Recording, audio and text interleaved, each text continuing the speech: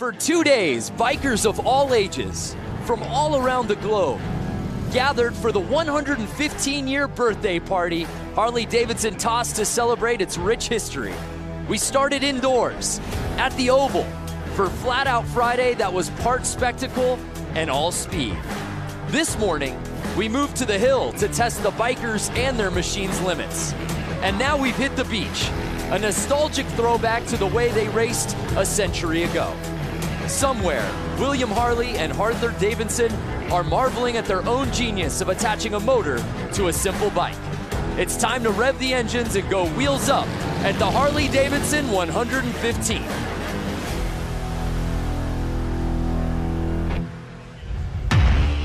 Welcome to beautiful Bradford Beach in Milwaukee. It's been an amazing 2 days of events out here for the Harley-Davidson 115th anniversary celebration. We started out last night with Flat Out Friday.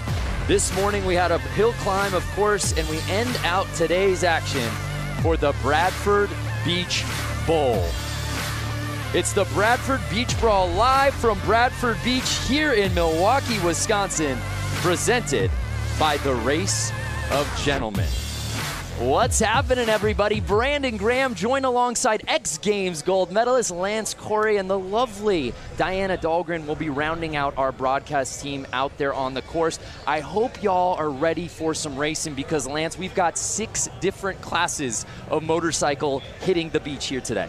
It's incredible. I mean, for the fact that this hasn't been here for 110 years and we're recreating history right now, I'm mind blown. Yeah, well said. 1908 was the last time bikes hit the sand, so we are in for a treat here today.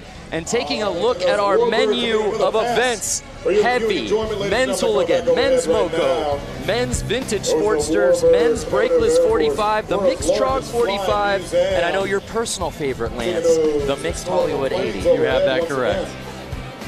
So we'll be seeing all of those classes hitting the beach here today. Just fantastic conditions. A little earlier today, if you were watching the hill climb, you saw what a muddy mess it was with the rain out there. Not a cloud out here that puts us in danger of any sort of precipitation. I think it's going to be ideal conditions. So before we get to the racing, as you see that beautiful commemorative flyover, we of course want to honor our country, and that's why before we kick things off, we started off with our national anthem, sung by Amy Eisenhut.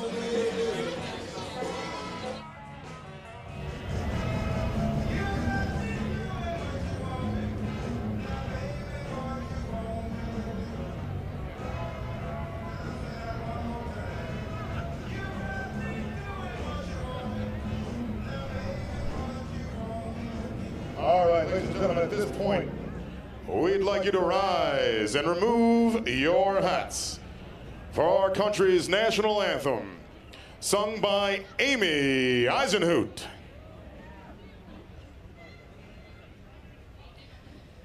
Oh, say, can you see by the dawn's early light what so proudly we hailed at the twilight's last gleaming, whose broad stripes and bright stars through the perilous fight o'er the ramparts we watched were so gallantly streaming.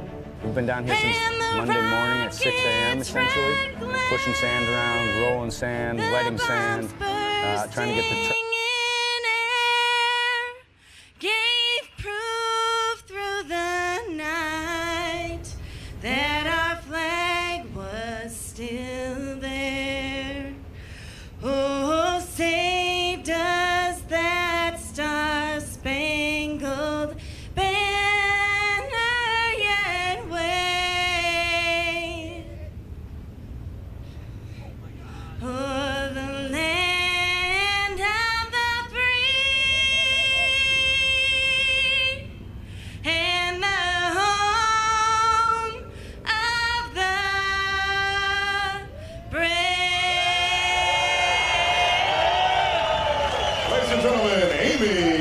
and hoot.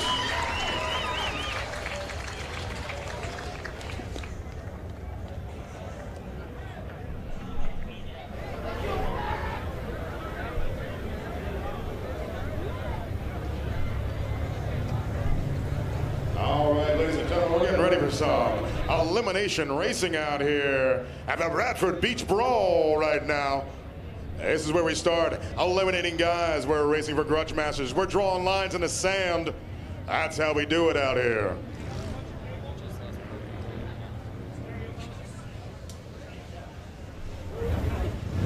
All right, we're running a bunch of classes out here.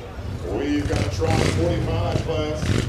We've got the Milwaukee class. We've got the Brakeless 45 class, the Hooligan class, Vintage Sportster class, and the Hollywood 80 class.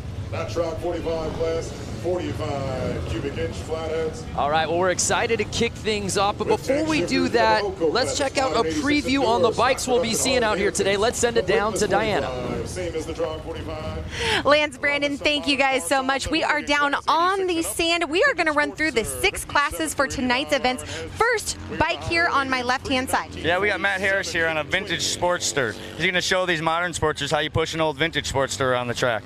Awesome. And then we have this lovely lady here on my right. One of HD's own, Leah Orloff, in the Moco class, showing everyone how an employee puts on a good race.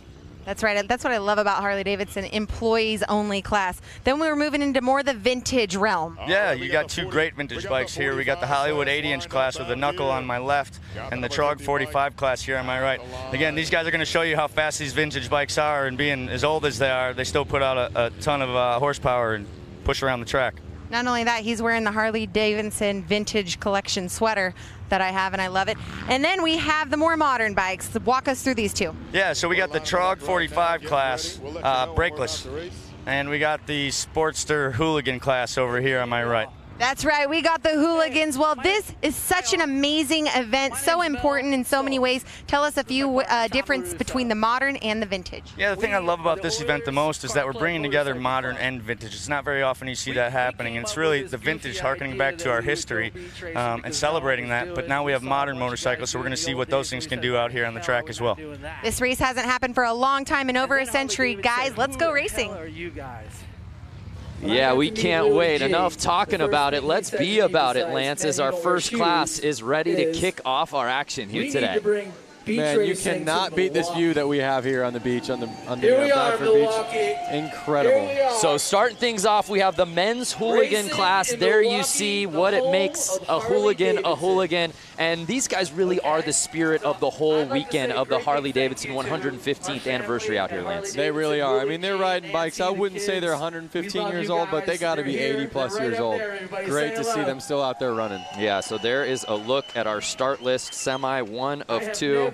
Ever had anybody and the fans have absolutely invaded Bradford Beach. This is such an amazing event, completely free, and everybody has come out here, and we've seen it. We saw it at Flat Out Friday last night, and we saw it earlier today out at the Hill Climb in Little Switzerland Ski Resort, and no better way to cap off today's action than out on the beach. That is right, and we are so lucky and so happy to have this beautiful weather for the riders as well as us viewers. Yeah, there you see a great look at the beach, and that's a beautiful shot of the boat. To give you a little sense of perspective, we're actually up in the boat. That is where we're doing this broadcast from. This is about as good as it gets for a broadcast booth.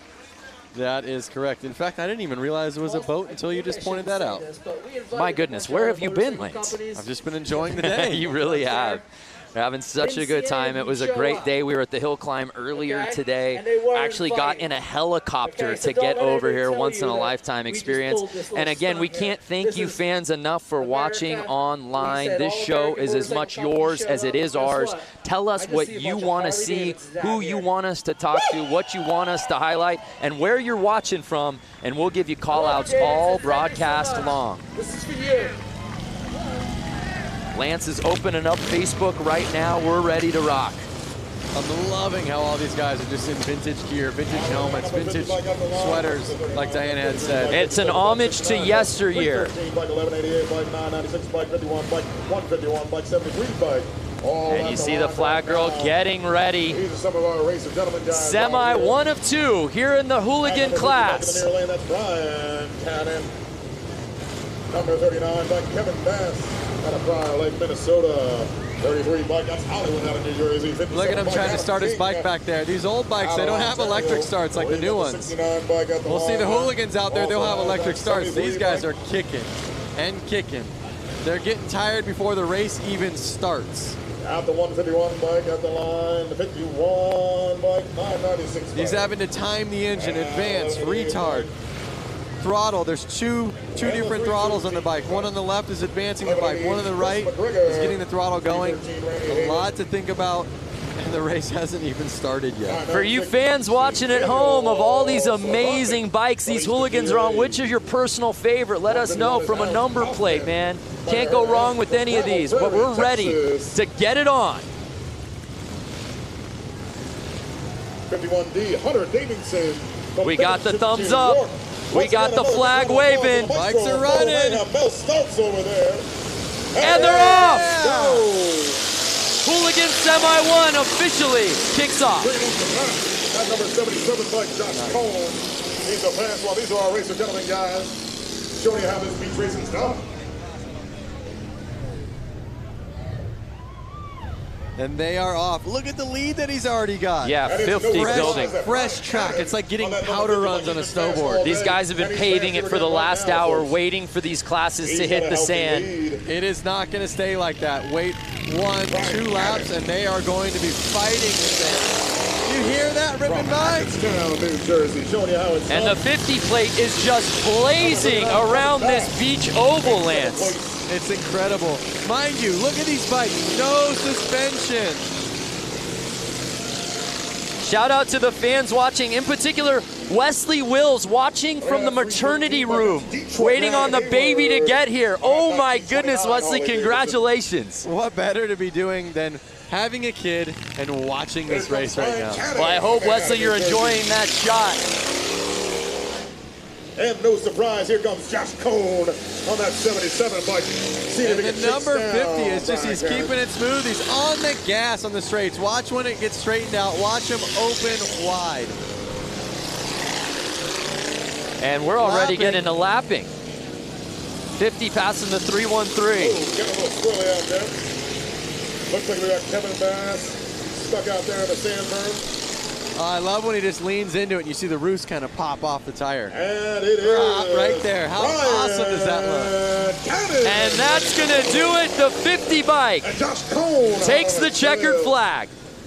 Incredible. Now, Lance, as we said, this race hasn't happened here in the vintage class. Oh, he picked a good time to lay it down. Well, we haven't seen these bikes on this beach in 110 years. You can't practice, especially with a vintage bike on beach.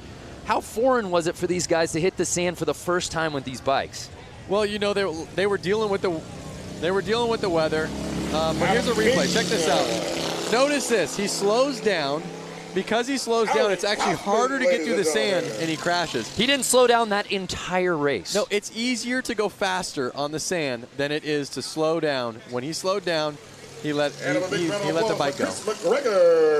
And look at 3 of them. 1, 2, 3. They all slowed down. They all fell over, and they're all struggling getting their bike started.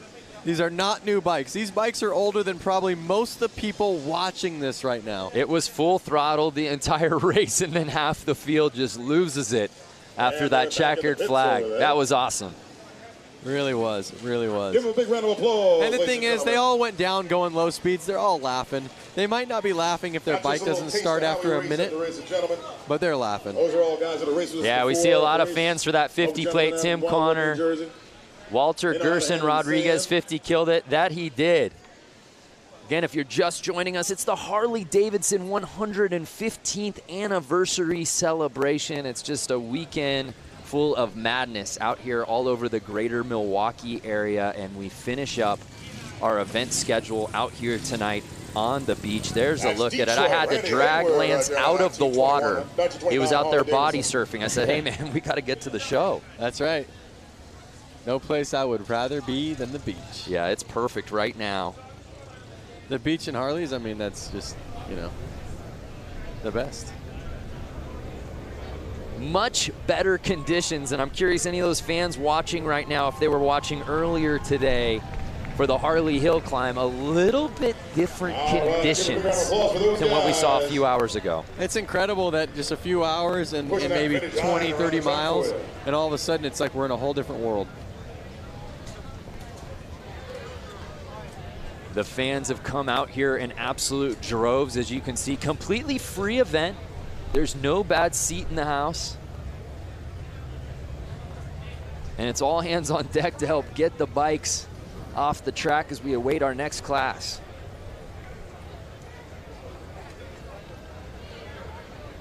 Jason Pasley, hi from Georgia. What's up, Jason? Ken Mendez was watching the hill climb. Love it. Glad you came back around. So Dan's saying he's from the west coast of Michigan. Would that be connected to this? I was told there would be no geography. So we move on here at the Bradford Beach Brawl. Again, the last time bikes hit the beach, 1908. Where were you 110 years ago? I wasn't even a thought. My grandparents weren't even alive.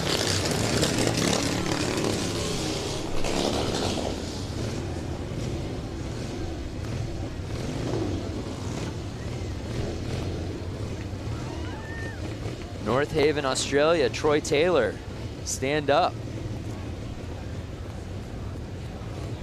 It's so awesome to see all the fans out here, and then these old Harley-Davidson vehicles, I want to say. I see kind of like a milk truck. I see a old bakery truck. You know, I know we probably can't do it, or maybe it's frowned upon, but in addition to all of these incredible new bikes, like the 2019 stuff that Harley has on display, and of course the vintage bikes we're seeing out here today, as you said, the old vehicles and the old banners. I'm talking like the old Harley-Davidson race banners. That's like the ultimate memorabilia. I would love to just grab one after the broadcast when no one is looking. I'm definitely going to have to ask the right people if I could grab one of those for the shop.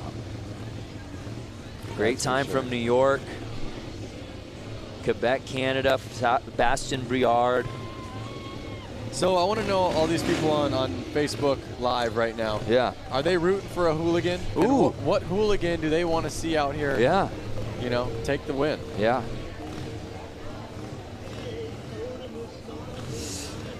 Well, we're getting really nostalgic about motorcycles, and why wouldn't you, being out here for Harley-Davidson's 115th anniversary. But some of the best bikes we've ever seen in the history of the universe have been celebrated on film. Your favorite motorcycle movie. Check this out.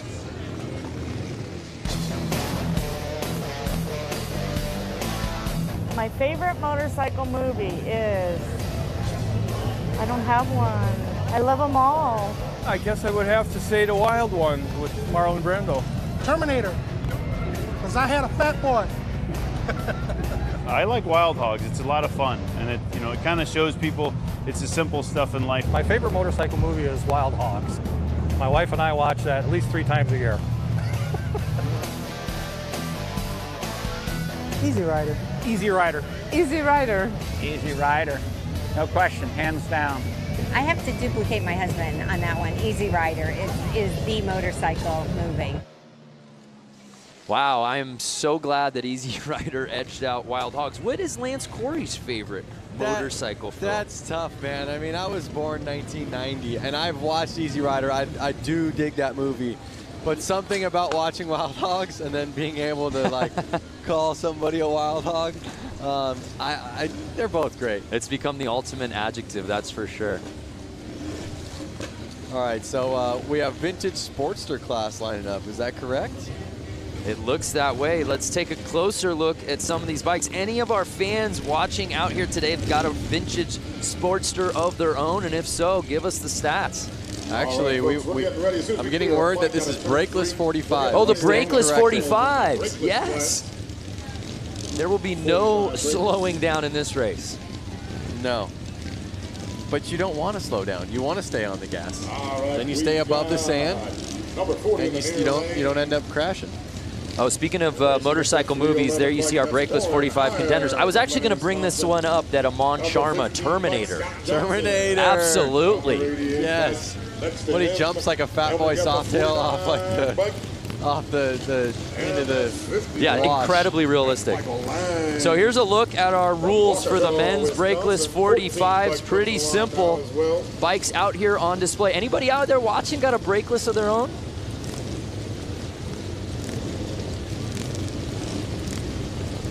Number 311 once again is Warren Hire. Number 49, Kendall. So we've just got word that the brakeless 45 and the Sportsters are out there right now.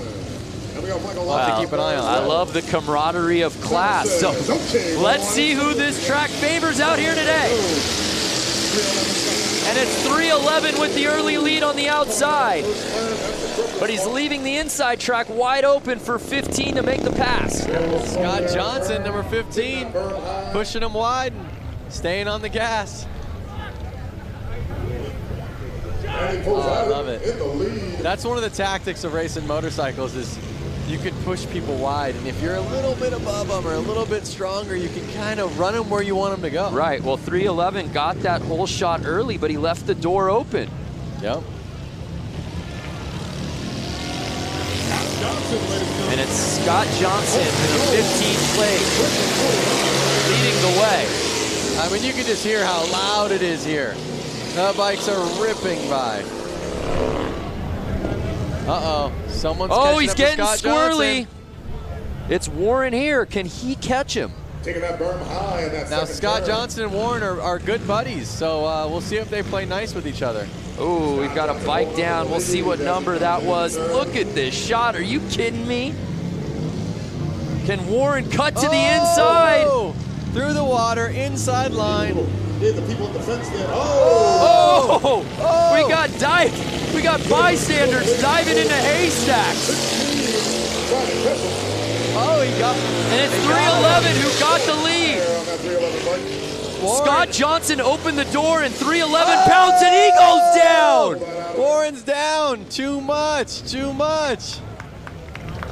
What a race. That was so heavy. Scott Johnson held on. It's going to be his to win. Can he keep it? The back and forth between Scott and Warren was so good in this race. And then Warren puts the bike down. Oh, and it's one of those things, they're so hard to start. You can't just hop right back up and try to get back to where you were. Nice job, Scott. Wow. That race had a little bit of everything. Lead changes, fans diving off of the track. Yep. The leader going down. Well, you know, it's one thing, everyone can ride fast, but can you keep the bike on two wheels? If you can't, then riding fast is doing no good. Utter and complete recklessness. Scott Johnson taking the win. Let's take another look at this. So this was amazing. Whoa! Oh! Collision was going on. Yeah, you have to wonder if that got into the vision of the rider as well. And as we take a look, yeah, and this is where Warren just goes uphill, and Scott Johnson says, sweep. Just like I said earlier on in the race, as soon as it gets rutted up, it's going to be a lot harder for these guys to handle the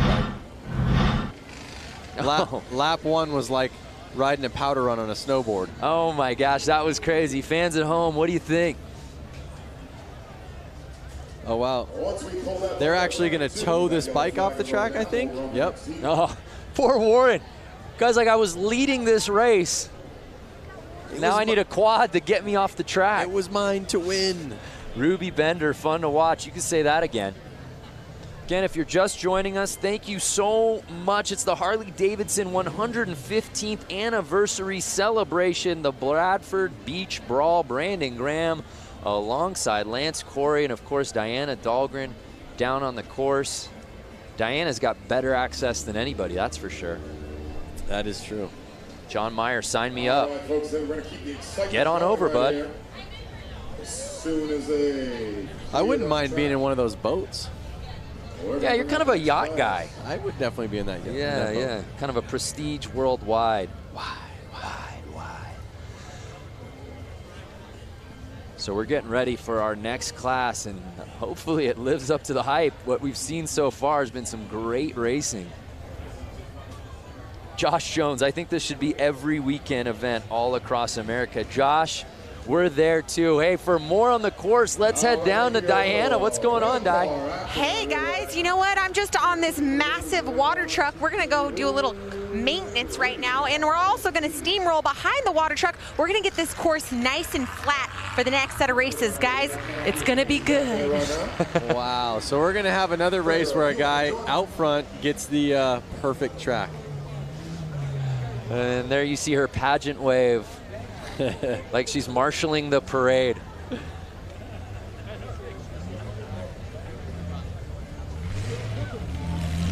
So again, obviously, as we said, no one has raced on this track since 1908, but let's take a look at how we got here.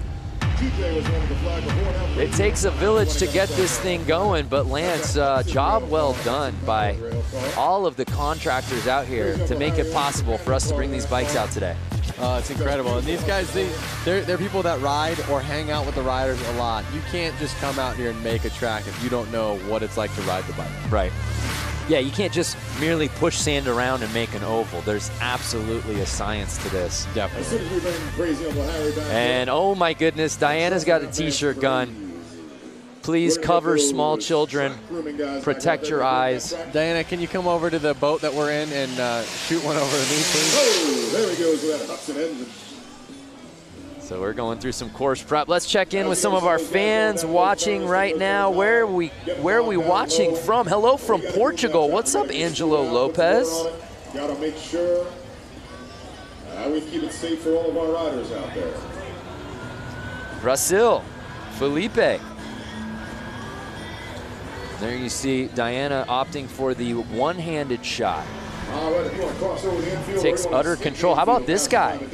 Driving his custom-made vehicle around. Think it's street legal? And I think that nobody seems to be bothered by it at all.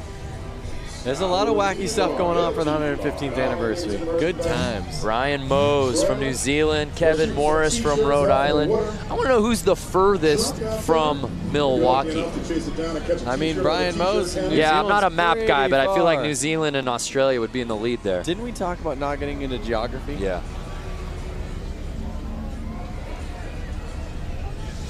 Well, Diana has been very busy this week. She's got her hands full. She actually was out at the Harley-Davidson Museum a little earlier this week.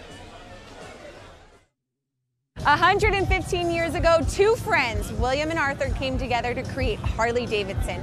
We are going to show you a little bit of the history, culture, and most importantly, the bikes here at the Harley-Davidson Museum.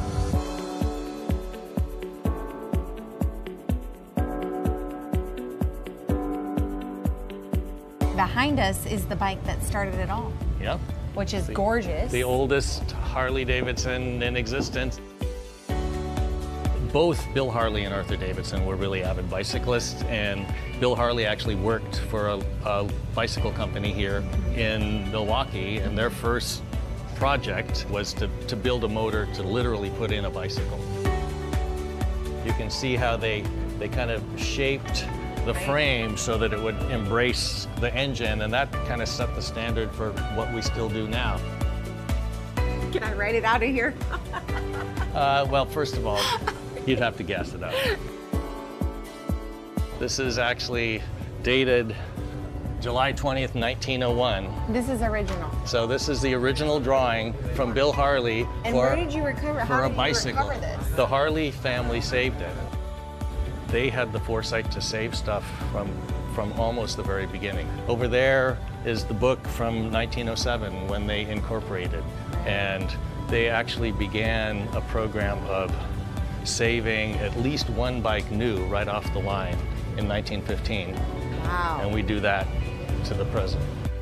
When we were back there, you know, you look and this looks like a whole motorcycle. Right. And as you walk in. Wow, I didn't even notice that till now. That's amazing. See, it works. This thing's completely taken apart. So, you know, the idea here in this whole room is to give people, you know, a sense that the engine from the first bike we built today is the, you know, real heart of the motorcycle, both, you know, obviously from making it go, but from a design point of view, we always show that beautiful engine like it's a jewel in a setting. We want to give people a sense of, you know, how these things work, and we make it interesting.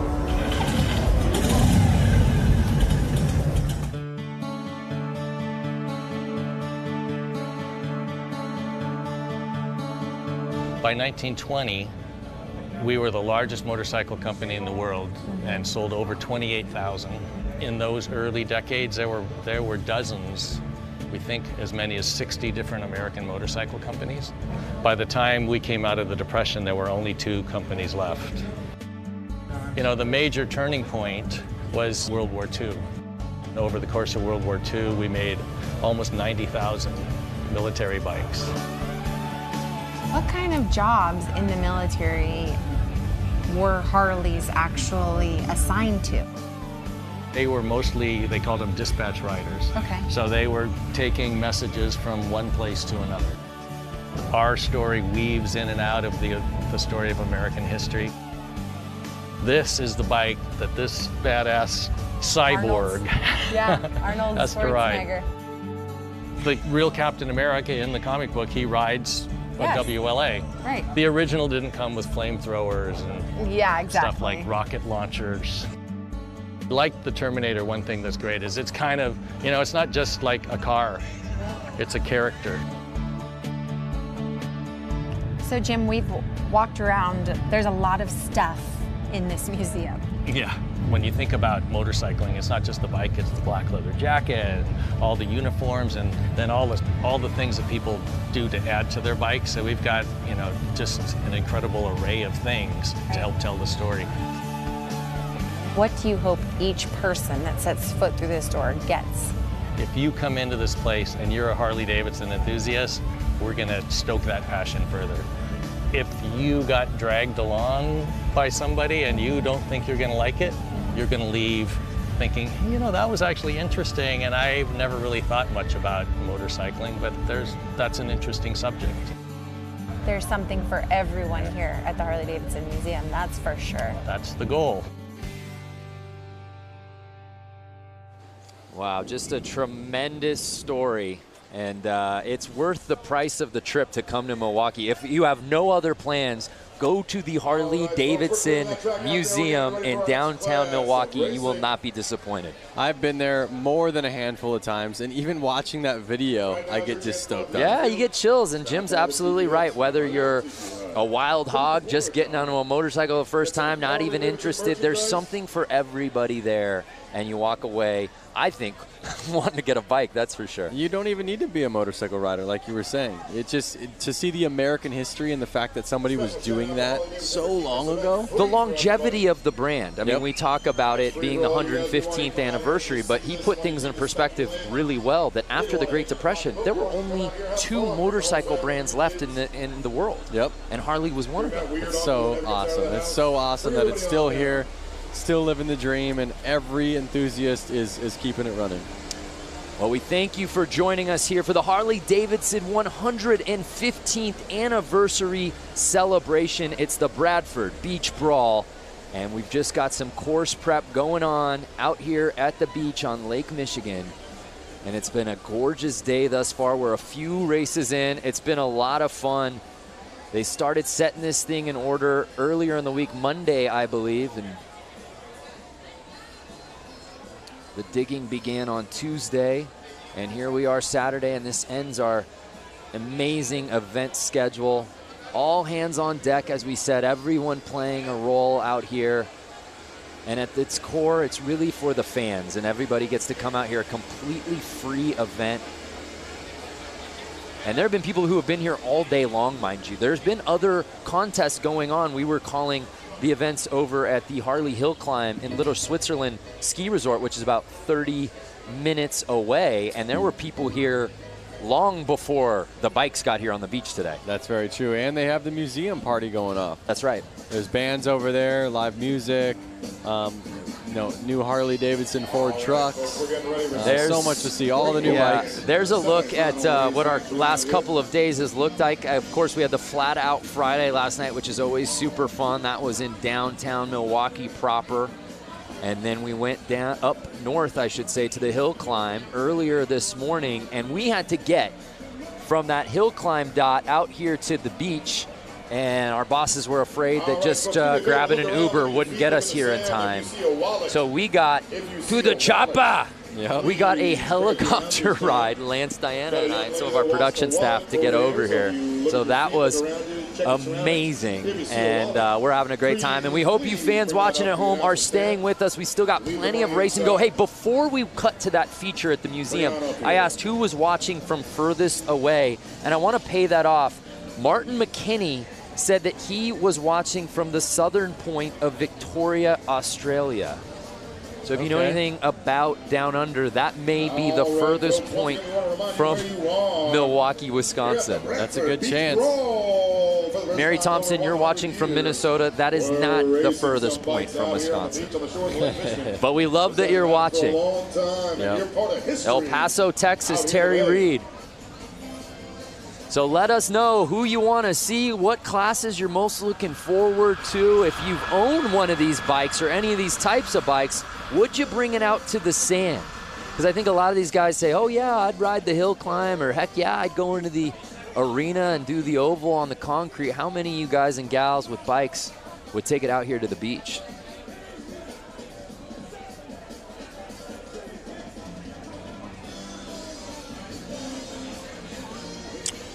Well, let's head back down to Diana, who's fresh off her free ride. I guess you hitched a ride to get onto that water truck. How you feeling now back on land? I'm back on land, and it was great. The track maintenance is so crucial when it comes to this beach racing. And you know, to think about it, over 100 years ago, we didn't have machinery like this. So it just makes you wonder what track conditions were like back then. But for now, the course is smooth, it's going great. And I will tell you, these are the greatest fans in America right now, near and far in Milwaukee for the 115th anniversary Bradford Beach. This is the spot to be, guys. Yeah, there's no doubt. She's got the best seat in the house, and we're getting ready for our next class that will be hitting the beach, the Hollywood 80, Lance. All right, folks, listen, it takes a village to look around, look at your feet, see if you find a wallet. We got a young lady missing a wallet.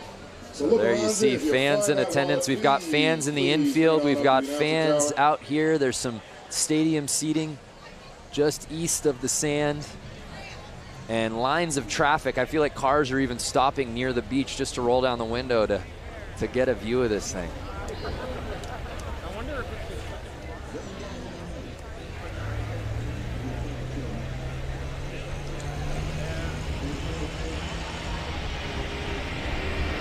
Heaps of fellas watching from Western Australia. All right, Leon. I have to think, Brando, I have a couple Harley-Davidsons of my own. 2018 Lowrider. Okay. I have a 2013 Street Bob. Okay. 1992 FXR. Okay. And a 1957 Panhead. That's more than a couple. And a couple more little ones. I got a little Harley Shortster. But I was just talking about the big bikes. I have to say that if I were to go out there... Which of the stable would you bring out here to the sand? I would bring the 2018 Lowrider. Okay. FXR, well, first of all, let's start with the oldest. Panhead is amazing. Hardest one to ride. It's got suicide shift, rigid frame. It would be a little tough. It's a little raked out, not the right bike to be riding in the sand. Then my FXR, I would probably kind of choose that one, but if I crashed it, they don't make any of those parts really anymore. So I kind of want to keep that one nice. Right. Then I have my Street Bob, great bike, love it. But it's kind of lifted, it's set up a little bit more aggressive. My 2018 still has the stock suspension on it because it's great. It's the lightest of those bikes. It's going to handle the best. So I would put my money on bringing my 2018 Lowrider out here. Yep. Well, maybe for the HD 120th anniversary celebration, we can get Lance Corey not only in the booth, but out on the sand. Yep. And by the time that rolls around, that 2018, that'll be a forgotten memory, that bike for you. Yep. I'm curious, anyone watching this, do any of you guys have one of those bikes that I mentioned? Do you have a 2013 Street Bob? Do you have a 2018 Lowrider or an FXR or a Panhead? Just want to know, what you guys are riding. Yeah, what do you got? Not only what do you got, what do you have in the stable, but are you willing to bring it out here to the beach? That's a commitment. Kevin L. Morris says he's got the new Softail lowrider, so would you bring it out, Kevin? That's the question. Would you bring it? How's it set up? Could it handle the sand? But this is the thing. You don't know until you get out here. You don't. It's too conceptual, I think, for a lot of these classes when, hey, Harley-Davidson says, hey, we're hitting the beach for this race. Oh, amazing. Which bike am I going to use? Is my bike even going to hold up? Yep. Jeremy Pike has a 2001 Dyna T-Sport. They don't make those anymore. Yeah, see, now that's what you gotta, that's the risk involved. There's probably a lot of nice parts on that. It would be a rad bike to ride to Milwaukee on, and I don't know where you're from, Jeremy, but would you ride here and then take off your bags and get on the track and rip a couple laps with Rusty Butcher? If you're the proud owner of the Channel 12 news van, my guess is going to be you probably work for Channel 12. You got to move that van. It's in the way of our water. Stefan says, I got a 2013 Street Bob. I don't think I'd take it in the sand. There it is. All right, well, while we wait for this next class to hit the sand, let's head back down to the beach with Diana. This is a rider that you've seen in many classes here this weekend, JJ Flaherty. So many titles under your belt. You're such a great sport and ambassador for the sport of Harley-Davidson and everything that it involves. Talk about the 115th anniversary. Oh, man. This is huge.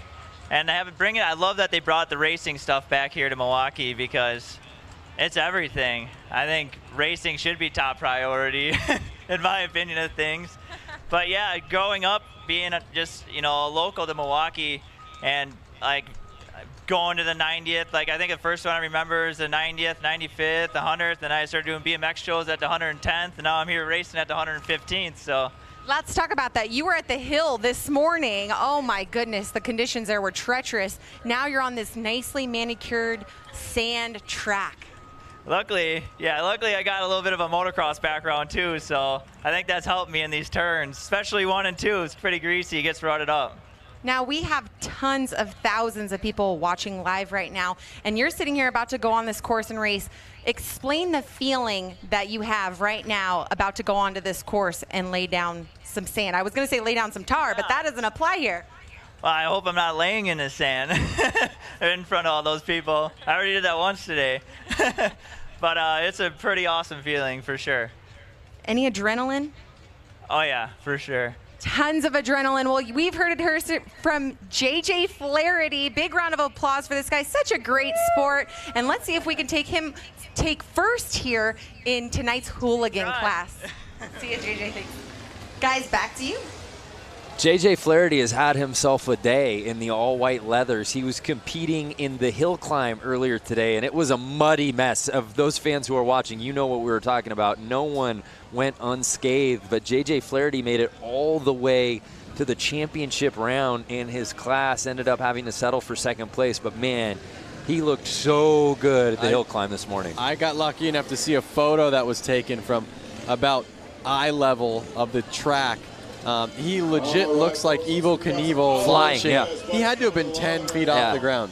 Yeah, and what's crazy is while we were doing the broadcast live, we knew he got some air, and I think we both went, whoa, and then we saw that photo in perspective, and that is so cool. I hope that JJ is able to get his hands on that because that's frame-worthy. Definitely. It's definitely Instagram-worthy. Yep. So I think we got the Hollywood 80 class coming out right now. If I remember correctly, they said it was like knuckleheads. All right, we got the final I'm a knucklehead. Hollywood class coming out to the line right now. Hollywood class. And you know what I love about all of these classes, whether it's vintage or Hollywood 80, is not only obviously the bikes, but even the plates paying homage to another era. Yep. Twins out there. Notice these bikes have little tank shifters on them. Like I said, you got that double throttle going. That's Frank Rick. These bikes are a lot harder to handle. As the times changed, they made the bikes easier to ride. You know, they put a front brake on them. They put a clutch on them at the hand. They let you shift with your foot. Some of those things made the newer bikes easier to ride than these older bikes that have, like I said, the advance and retard and the left throttle, the actual throttle on the right, and then the clutch as your foot and the hand shifter. So you have to take your hand off the bar every time you want to shift. as well as you have to take your foot off the ground. So if you're at a stoplight, you only get 1 foot on the ground. There was way more to think about. You have to think way far in advance while doing it. That's wild. And yeah, for you fans watching at home going, was this just a man head-to-head race? No, no, no. Bike's slowly coming back out here. We'll have a full field. So again, I think I see a buddy of mine, Scott Jones, number 50 out there. It looks like him, but maybe it's not. No, the 50 plate, that's B. Cannon. Oh boy, well Scott, you look like Cannon. You're putting your friend on blast right now. I bet you it's him on somebody else's bike. No, he's actually got hand tattoos, I think. I'm totally wrong.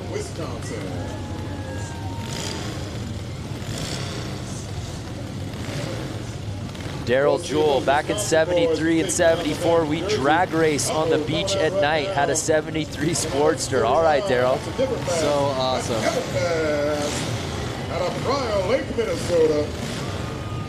I'd love to get my hands on that Springer for my Panda.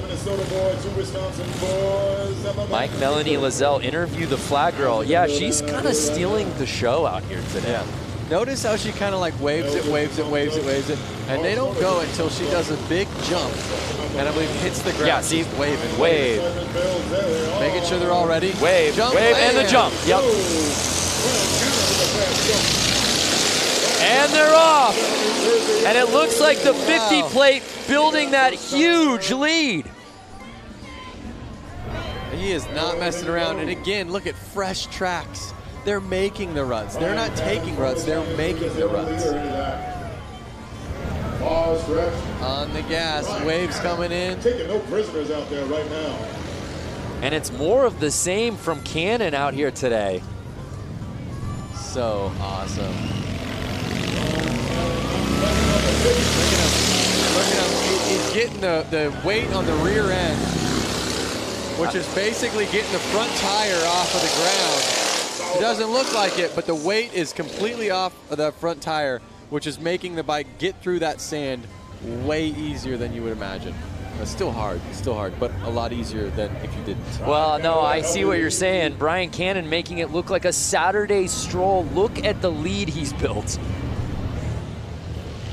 He is definitely out front. He's got almost a 4-second lead.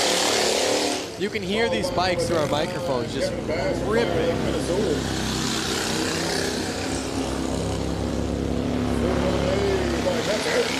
So this is the Hollywood 80 main, and it's Cannon's race to lose. He can ride as far outside as he wants at this point. Look at him looking back like, can I chill out right now? 1 lap to go. And ladies and gentlemen, it is, as we suspected, Brian.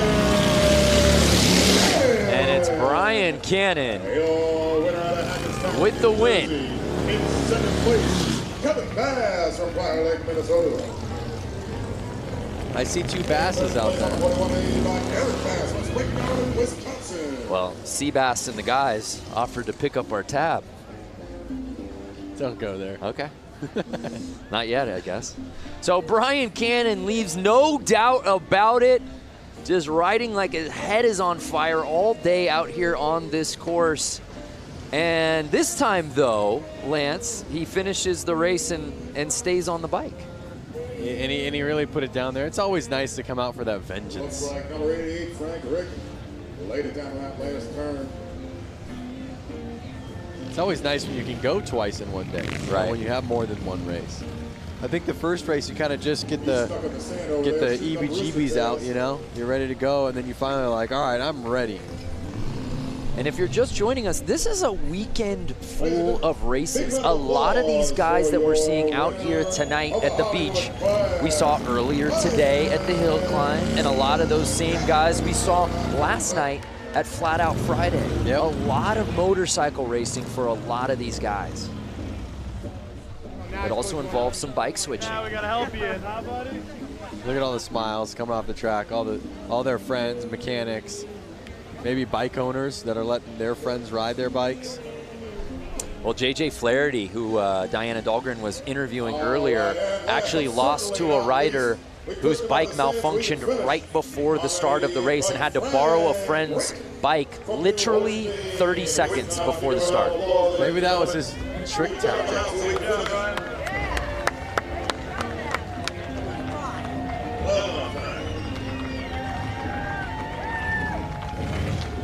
Watch your back, buddy. Watch your back. So here's another look at Cannon.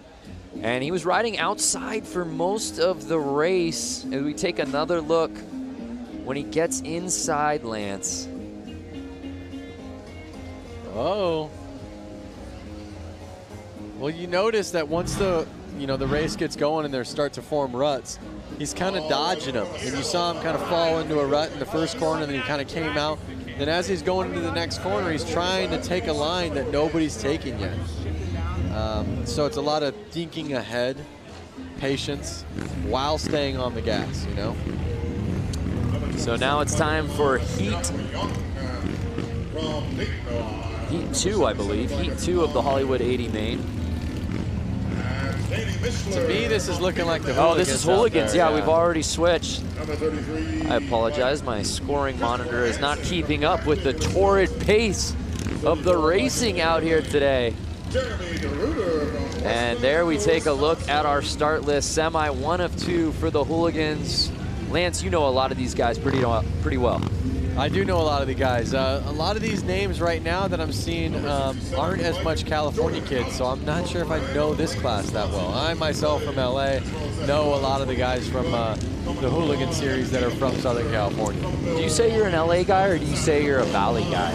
I would say LA. When I'm out of LA, I say LA. And they're off!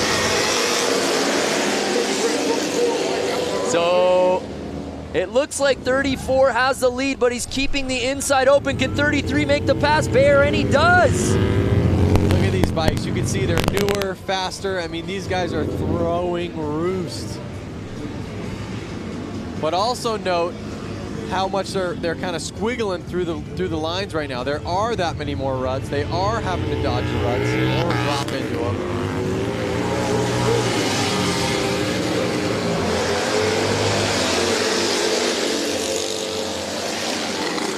So now it's Hansen, 33. Can he hold on? Right behind him, 77, Mishler. He's building quite a lead here with 2 laps to go. Notice how when they're going down the straight, they lean back, and when they go into the corner, they actually kind of lean forward up on the front of the gas tank. It's kind of because they need the front end a little bit to steer. That's the stance. See how he's on the front? He's not on the back of his seat. It's final lap. Can Hansen hold on? Now he's on the back of his seat. Ah, yeah. You see that transition? He's pulling tear-offs out there, which means he's getting roosted. Or throwing dirt up off his front tire. He probably doesn't have a front fender. And here comes the checkered. It's Hansen taking this semi.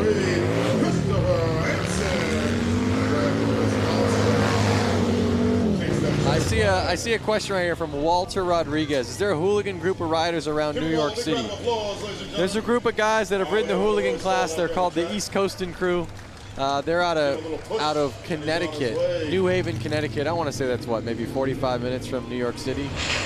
They have ridden hooligan classes, and they kind of do stuff like this. I don't think they're here this weekend, but there are people on the East Coast doing this. See Mike Melanie Lazelle, 33 must-ride dirt bikes. So let's take another look here down the stretch before that first turn. And early on, it was the 34 bike, but he went outside, and 33 was able to pounce, and there was no looking back after that first lap. Like I said before, those ruts are kind of messing with these guys now. They're having to hold on to a wild animal almost. A little bit different than riding your Sportster on the paved ground. I will say. So we've still got another semifinal in this hooligan class. I think I see a couple of the crowd favorites heading out to the track right now.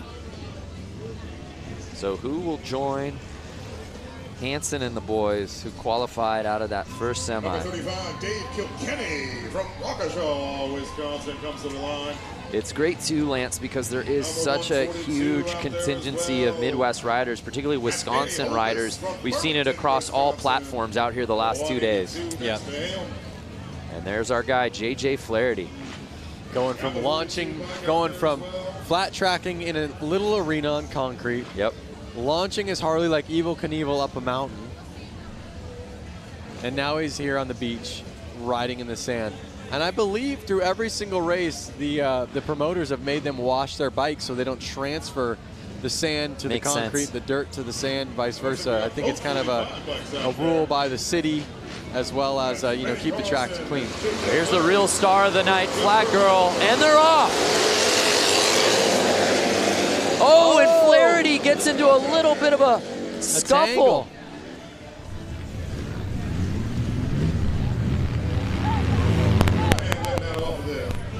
Oh, we've got ourselves a battle, Lance, right at the top. Oh, yeah.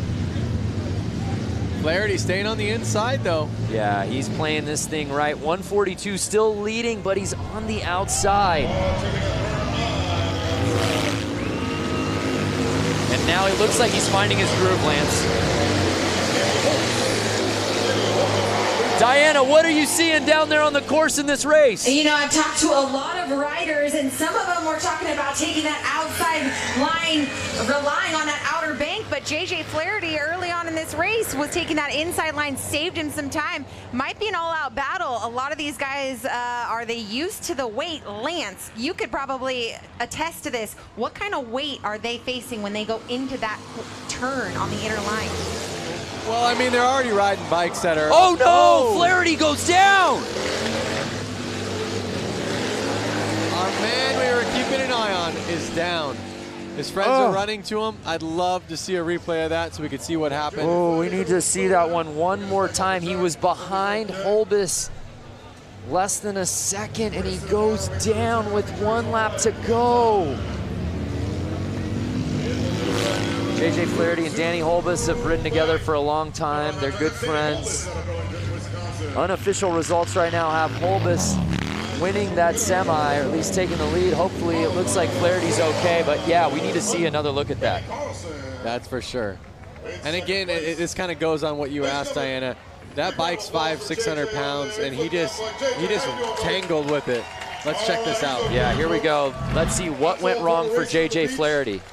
He was trying to pull a tear off. Oh, yeah. The ruts. The ruts. Yeah, Diana, is that what you saw down there with JJ?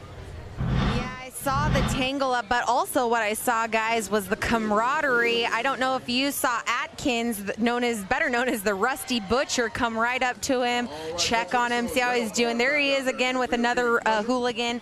That's the love and camaraderie we have here in Harley-Davidson and flat track racing. Yeah, well said, Diana, especially in this hooligan class. So many of these guys are friends. What started out as just friends riding together, gaining notoriety, and it's evolved into something so much bigger than that, and they're all out here today. Really what happened out there was, he was trying to grab his tear off because he was coming from the back. He probably had dirt all over his goggles. He was a little too focused on that, and you saw he was kind of in a shady area, which I want to touch in a little bit. He didn't see those ruts that we've been talking about since we started this. He cross-rutted. Front tire was in a different rut than the back rut, and that basically crossed him up, threw him right off the bike. That's a really good point as we take another look. Going at the goggles, not paying attention. Yeah. Cross ruts. Just takes one hand off and completely loses control. And that's such a bummer because he was right behind Holbus, and he ends up with a DNF, and then the riders behind him settling for that DNF. And it's Holbus that takes the win there. Notice the fans in the infield, so stoked just to kind of handshake and all smiles on their faces. Happy he's up, walking around. But you bring up a great point about the shadows. When these guys got out here, the sun was shining throughout the entire course. Now as we're getting a little later into the day, and it's 6:05 p.m. here local time, the sun's slowly starting to come down, and really dare we say, half this track is now in shadow. It's tough. It really makes it hard in the shadows, and it makes it hard. You don't know what goggles to wear or lens to wear. You want to wear something for the sun, then all of a sudden you're in the shade and you can barely see. Or if you wear something for the shade, you pop out into the sun and you're blinded. So it's a tough one for sure. Not saying it's impossible. Obviously they're out there doing it and kicking butt, but it puts some confusion.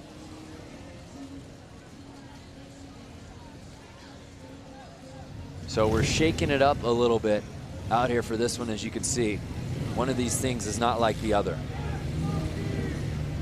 Again, fans watching from home, where are y'all watching? Who you got in this one, 4 wheels or 2? And off they go. I'll tell you what, it's also a battle of gears. Look at how much he is steering that thing. Just on a left, right, just to keep it going straight. It's already turning around with the look back. So you can imagine with how much he's having to correct those steering wheels, how much a motorcycle's having to do it. John Holt watching from Tucson. What's happening? Paul Gorbett from the UK. Oh, and the bike makes the pass on the car. He's getting a good lead. He's got about 2-3 car lengths, but that car is hauling butt into the corner. You gotta get yourself a Harley-Davidson motorcycle, son. Can this car somehow make its way to the inside for a pass? 151 not giving him an inch. The man in the car's got a cup holder, a drink. He's just hanging out. Look at that, thumbs up, good times, positive vibes. That's all it's been here all weekend long. Good vibes across every race. Christopher Pinnicky watching from Des Moines, Iowa. Randy Serta, California. Australia now, Louisville, Kentucky. What's up, Trevor? What would you ride, the bike or the car, Brando? I'd go 2 wheels. 2 wheels. How about the viewers? You want to drive that car or ride that bike? I want to drive the car, but something about getting a motorcycle on the beach feels like a once-in-a-lifetime opportunity. Well, now the speed's picking up a little bit here. What happens on this turn? That's what we do, ladies and gentlemen. We throw a bunch of one thing to note. Who comes out on top?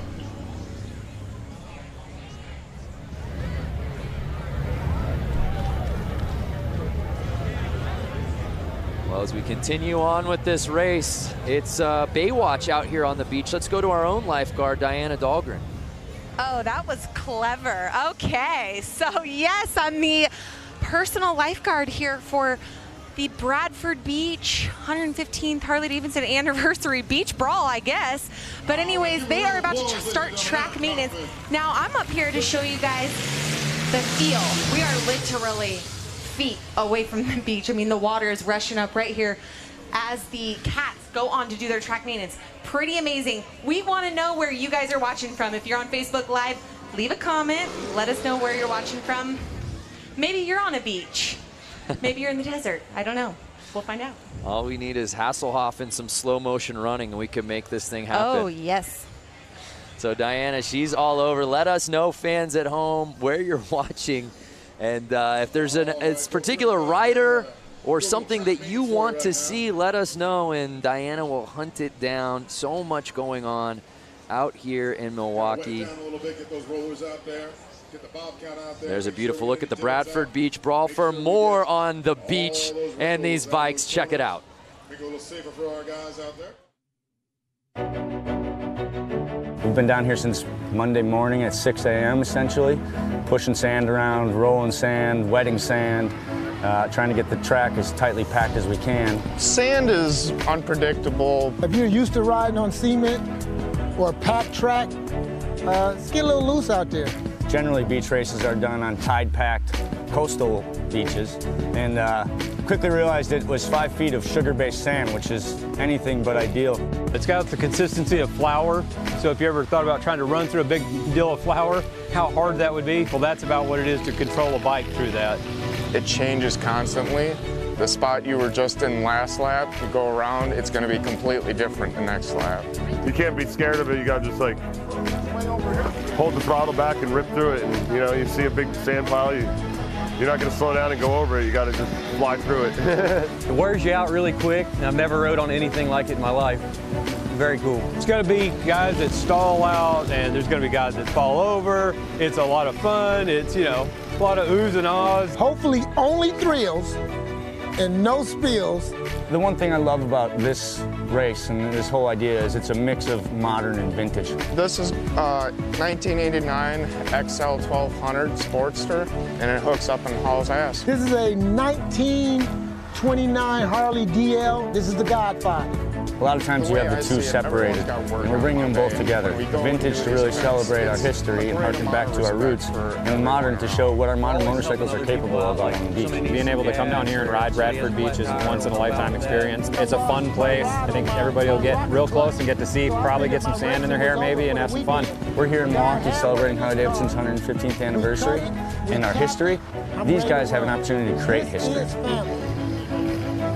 Everybody sticks together. If you need a tool, if you need a helping hand, if you tip your bike over, they'll be there to help you pick it up. Well said. Really neat to see the variety of bike, the variety of rider out here today. Again, we love hearing from you fans. William Hugelmeyer, let's get a closer look at the running gear these guys are using. Hopefully Diana can hear that. Maybe she and her personal camera she brought out here can give us a little bit of a closer look at what's going on down at the starting line. Make sure we keep our guys safe. Make sure we keep you safe. People are watching from all over. Wichita, Kansas, New York City. Thunder.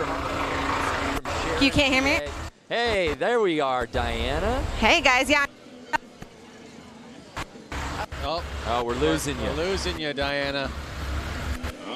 I don't know what cell service she has, but she's not coming through.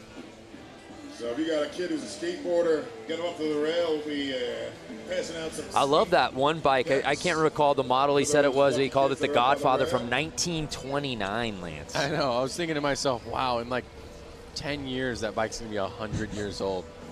And he's out here riding it in sand. That thing would be up on my mantle at my house. Brad Talbot watching just across the lake in Michigan. Brad, wave to us so we know that you're watching. Kenneth Kramer, Kansas City. Mick McNasty, I hope that's your given name, Glasgow, Scotland. Just a wonderful day for racing, and I can't think of a better way to sort of cap off the weekend festivities of the racing than being out here on the beach. You see the sand maintenance going down right now. One interesting note that we heard in that feature was one of the riders talking about the consistency of the sand, and what he likened it to was flour. I heard that, and I was like, that's pretty good. But you know what? I've ridden on beach sand a ton in my life with sand tires, right, stuff like that. But I've never ridden on lake sand. And he made a point that it is different. A different type of consistency. Maybe Diana's down there right now. Can you tell a difference between that sand and sand you'd see at the beach? I guess this is like sand you would see at the beach. But I found her. And what is your? Very nice to meet you, Zaria. So we are out here. We're hanging on the infield of the Bradford Beach Brawl. What's going out here so far?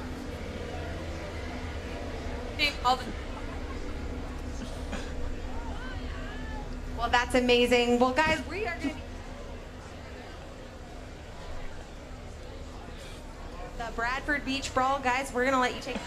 Oh, Diana, I'm so sorry that interview, we were having sound issues, but honestly, the real MVP was the guy eating a hot dog right behind you in shot. That was incredible. Don't worry, Diana. We all got photos up here in the booth. Diana, we didn't hear you, but that was still the most entertaining interview we've seen all day. Let's see what the people Oh, my on God. Facebook Please get that on Instagram. And tell me fans at home watching on Facebook just saw the hot dog guy. Gotta love that hot dog. Lance, read me some of the quotes, please. The guy behind her cramming his face. Look at the mate feeding his face. Oh, that was too good. Holy cow. We can all go home. Oh, no, we still got more racing to go. Holy cow. So there you see course maintenance. Oh, we'll never be the same. Tell me you got a photo of that for us to post, please. I got a photo of that, and I'm putting it up right now. Again, if you are in the greater Milwaukee area, if you are in Wisconsin, if you are Lake Michigan adjacent and you're not here, you're blowing it. Figure out how to get out here. We've still got more races to go. There's music going on. Oh, so we boy. talk a lot about all of these riders being stoked on one another and the friendship, but let's just take a closer look at the camaraderie amongst these group of riders. The way I see it, everyone's got work on Monday. When we go and do these events, it's a great amount of respect for everyone around. We're always helping other people out, like somebody needs some gas or somebody has a flat tire, we'll help out with that. I lost my rod on my rocker clutch, so I figured my racing was over for the weekend. A guy had one in his car, we cut it, we tapped it, I'm ready to run. This is family. Everybody sticks together. If you need a tool, if you need a helping hand, if you tip your bike over, they'll be there to help you pick it up. Like my buddy Nick helped me build the motor, and I wouldn't have been able to build the motor, nor would I have been able to afford a real bike builder to build the motor. So to have friends that like figure it out, and we all figure it out together and help each other out to do it, it's great. It's tough enough to get through this world, and everybody needs a helping hand. We've all kind of been down on our luck sometimes and needed somebody there to lift us up. Lost the phone, and the family got together, the TROG family, and then we found the phone. Found the phone in the track. Absolutely. If a guy could help you win and he's racing against you, he'll do that. I mean, I'd help any of my competitors beat me.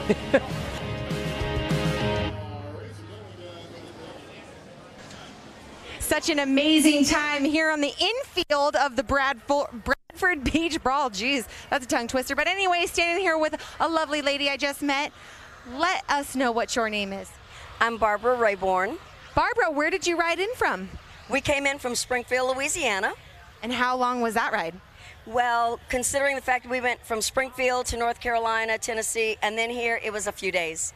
Wow, who else here came all the way up to Milwaukee for the 115th anniversary? Who else rode here a couple days? Can we hear you scream? I hear some screamers. There we go. I hear some people screaming. There we go. Okay, so it was a safe journey, thank goodness. What'd you guys ride in on?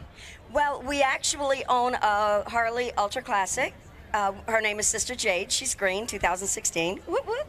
And then our other friend has a Harley Chopper, and it's a classic from early in the 2000s. So wonderful. What has been your favorite part about this weekend's celebration?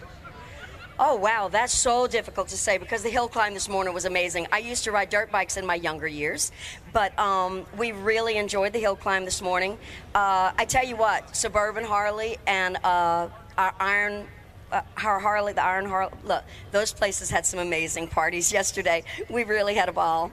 Wonderful. Well, everyone out here is having a great time. We're in the infield. If you guys haven't experienced infield yet, come on in here. Loads of activities happening. Thank you so much for talking. Very nice to meet you guys. Back up to you. Yeah, I love it. This whole weekend, I don't care where you are. If you're outside the hotel, you're walking to a restaurant, last night at Flat Out Friday out here at the beach, or hill climb earlier today. So many people like that lovely lady that Diana was speaking with, just people who rode in here. You and I were commenting and marveling at all the different license plates we were seeing on the Harleys. We saw bikes from Mexico yesterday. I want to kind of go back to Facebook Live right now. We're getting comment after comment. Like Lucas said, the weekend will not be complete if the hot dog guy doesn't get an interview. Where is the Harley-Davidson hot dog man? He's now an HD ambassador. This is incredible. Hot dog, Harley-Davidson, it just makes too much sense. So Diana, if you're listening go right find now. the hot dog guy. We sent you photos. We texted them to you. You didn't even realize he was behind you. Go find this man, Diana. Or someone from Harley watching this right now, please get in contact with him. Bring him to the booth. So as we continue the maintenance of the beach, we want to just learn a little bit more about our riders today. So we, of course, asked them the $1 million question. And, of course, the fans who made it out. When did you first start riding?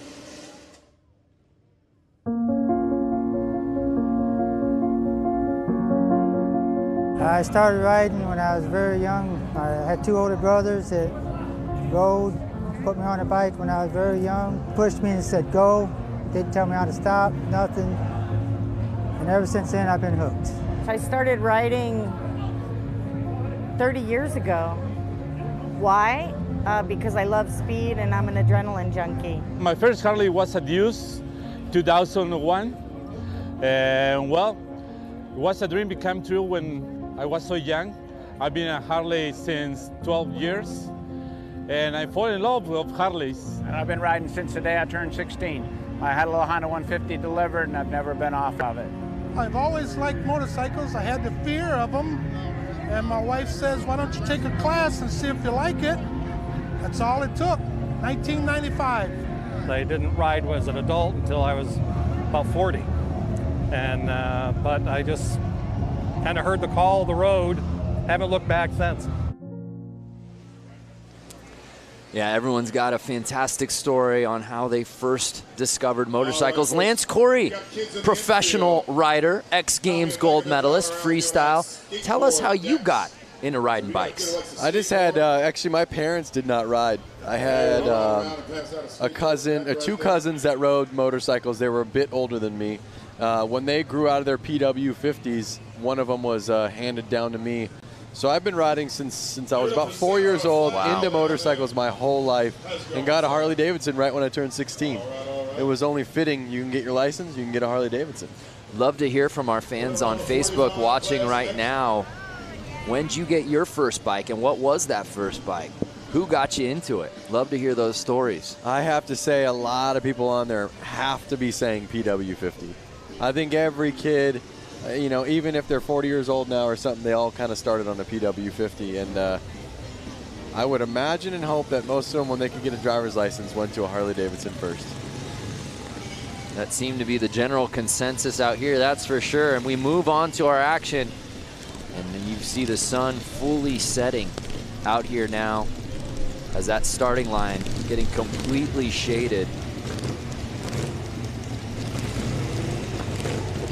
Hot Dog Guy has really taken the comment section off the rails here on Facebook. We'll try to find him, but we've got some racing to get to. The mixed TROG 45. These are pre-1952 bikes, 45 cubic inch flathead motorcycles. Again, and you saw that, it said tank shift.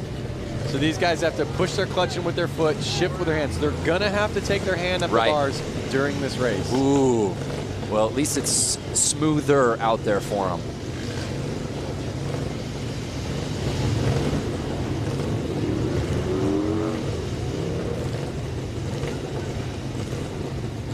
There's the flat girl that a lot of the viewers on Facebook are. There's been some standout performances out here today. Flat girl leading the gate. Obviously, Hot Dog Guy coming in hot. Hashtag Hot Dog Guy. Please, if you're out there watching this and you love that, please hashtag Hot Dog Guy. We're going to run them again right after that, but we're going to reverse the order. Just give everybody a fair shake. And you see, even with the course holds and the maintenance, fans are not leaving. They're here to watch some action.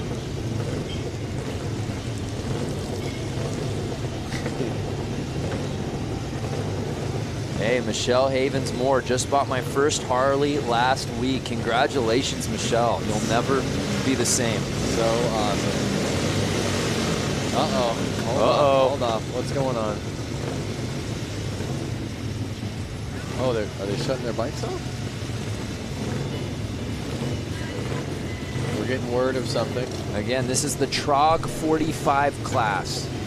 These bikes are pre-1952, and we're just getting word that they're actually adding 2 more competitors to this heat. Why not fill the track up with more riders, a little bit more going on? Let's go to the pen. 1188. Get yourself up to the starting line.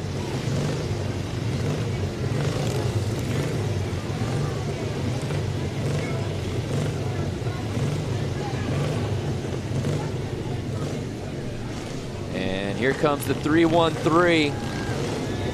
Remember, this is the bike, I believe, from 1929, Lance. So awesome. The godfather of them all. Look at how clean the paint job is on it. Amazing.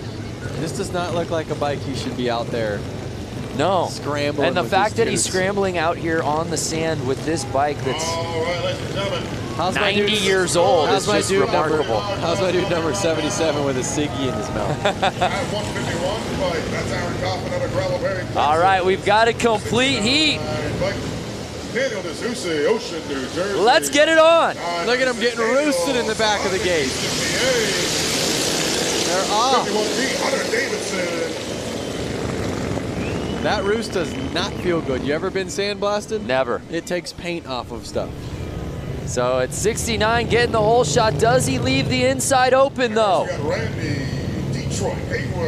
He does, and it looks like the 77 bike takes the lead on lap 1.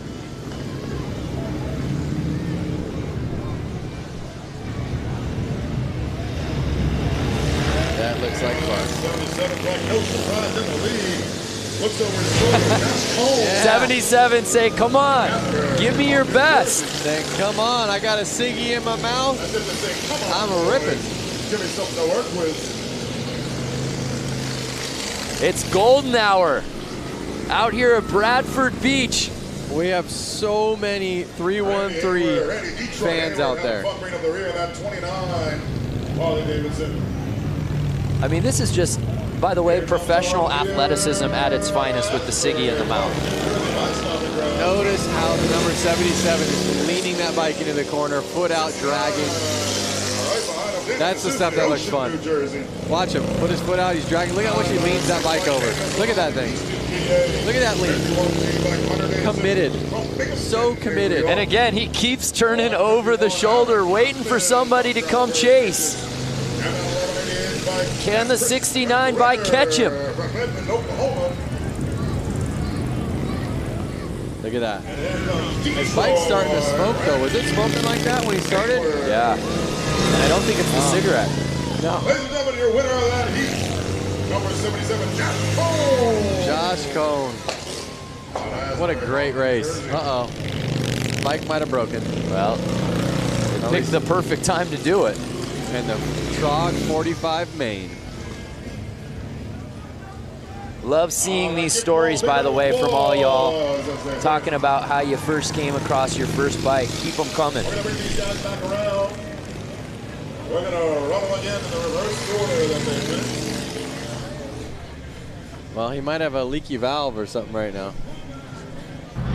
Is he looking over his shoulder to try to, you know, say hi or kind of show off? What do you think? That's what I'm trying to make a point of. He keeps looking over. Give a round of applause. I think he's encouraging his fellow riders, hey, come catch up. Does he have a knife on the side? This guy is a savage. Wow. Knife, He's holstering a knife, smoking a cigarette. Doing donuts. Doing donuts after the win. Life is good for 77. My boy Josh out there. Look at the smiles after the race. Look at that. Everyone's smiling. Less cell phones out, more smiles. Yeah.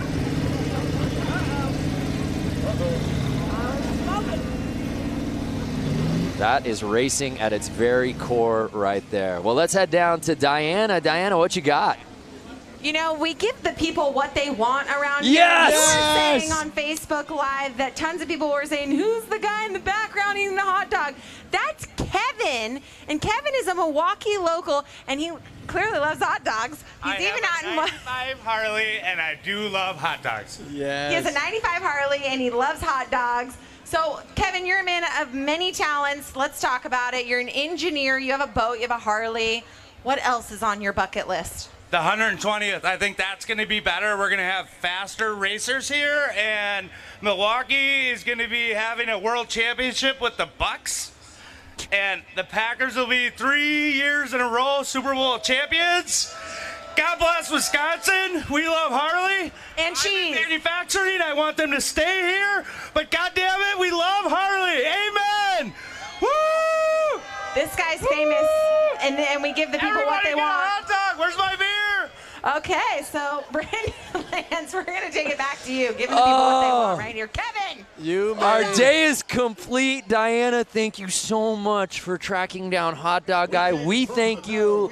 The people of the great state of Wisconsin, thank you. And everyone watching on Facebook, thanks you. A lot of Hot Dog Man fans out there, that's for sure. Amen. Buy that guy a beer. We gave the people what they wanted. Hot Dog Man for President 2020. For those of you just viewing right now. Yeah, going, what, why, how, where? Earlier, Diana Dahlgren was interviewing somebody out there in the infield, and that fine gentleman just walked up behind him and just unloaded on a hot dog on camera and really stole the scene. And Lance and I, to be quite candid, we haven't been the same since. No, we pulled our phones out, taking photos of it. It was definitely a highlight of the day. Well, Diana, of course, is busy on top of doing the sidelines here today. She also catching up with the fans. She caught up with some a little earlier today and asked that philosophical question: what does it mean to be a biker? Here at the Harley-Davidson Museum, it's a constant festival, a revolving door of thousands of people who share a common passion and a common philosophy. I'm sure you get the same answer from everybody. Freedom, you're out there in the air. I mean, there's nothing inhibiting you, or you can feel the road, you can feel the wind. To be a biker, you have to be resilient and willing to be flexible. You have to have a sense of adventure to be able to enjoy Harleys like you're supposed to. To be a biker, you have to be free. It gives you the freedom to go out and do the things you want to do. Something you really have to do. It's not something you can explain, really. It's a part of just the whole camaraderie, the family. You get on one, you kind of forget what your problems are, you forget what you've done all day. It's just a matter of realizing what you've got and enjoying it. To be a biker, you have to be someone who loves to ride. I mean, that's the reason we do it. Something just kind of hits you here. It's just the rumble. I just love it. I get tears in my eyes thinking about this one. It's a way of life. It's something I've been doing for 52 years. And once you get on a bike, it's so free. It's just a freedom that it's hard to describe unless you do it. I'll never forget the first time I got to ride. It was on the back of my dad's bike, and it was indescribable. Luckily, some of my friends are able to put it into words.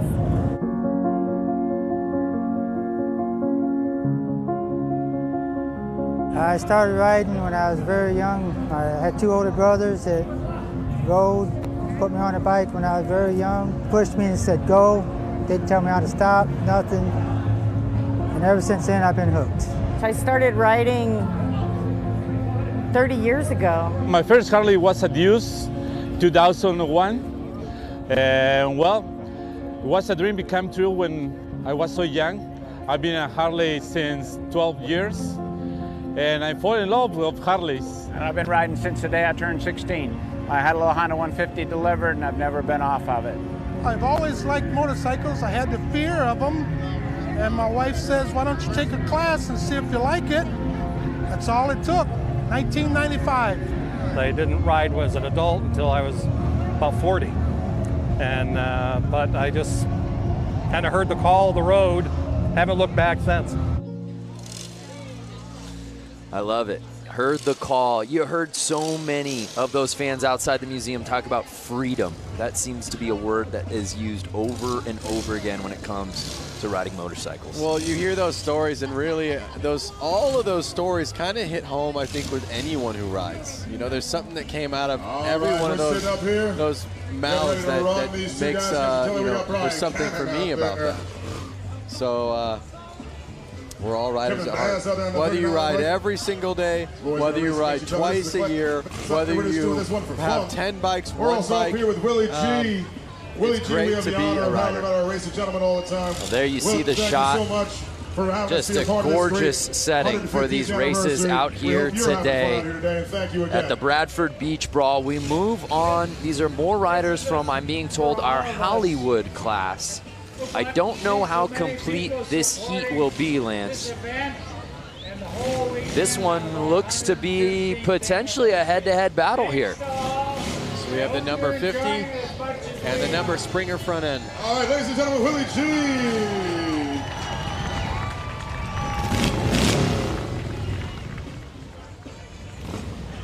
So that 50 bike has had no problem with this course out here today.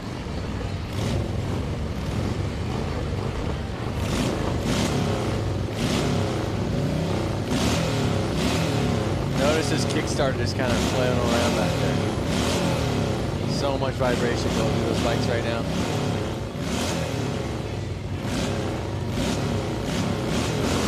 And they're off.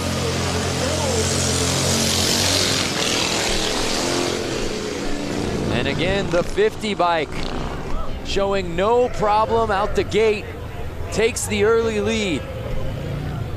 Is 50 gonna do it again? Yeah, let's find out. He's leaving the inside open. Number 39. But no, 50 around that turn is able to maintain the lead. There may be no looking back for him now. The Hollywood 80 exhibition race. Look at him roosting.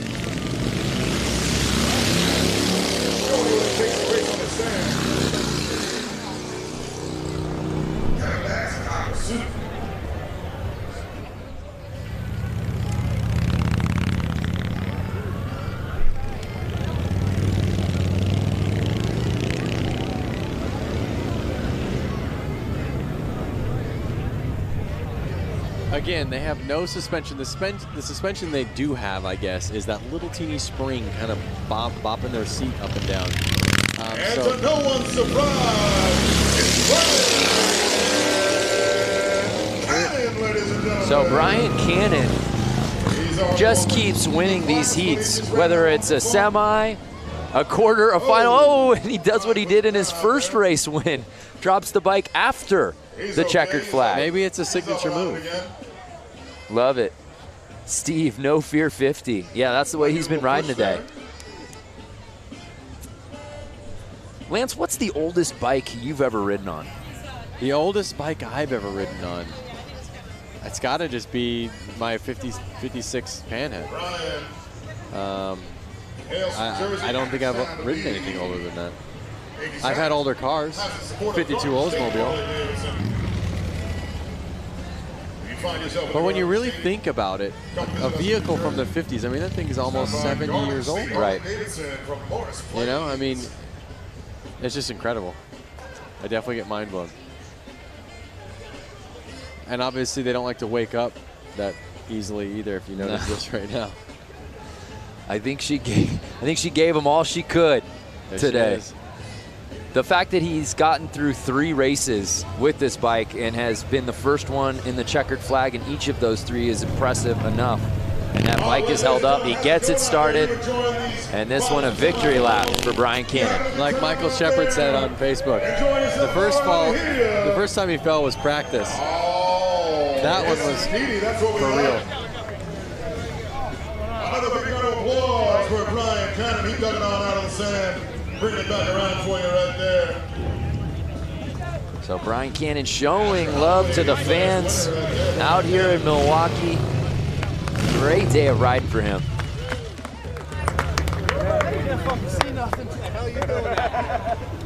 I was trying to go real fast into the turn and then break the downshift.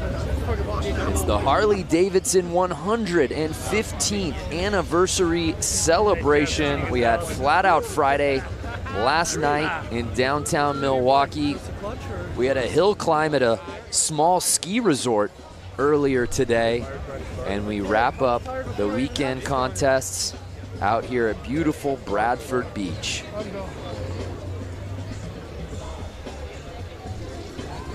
no bad seat in this house because, well, Lance, we're at the beach. That's right. Weather's nice. Beautiful sky. Sun slowly setting. Ooh, Daryl Jewell, first bike was a 1960 Triumph Cub.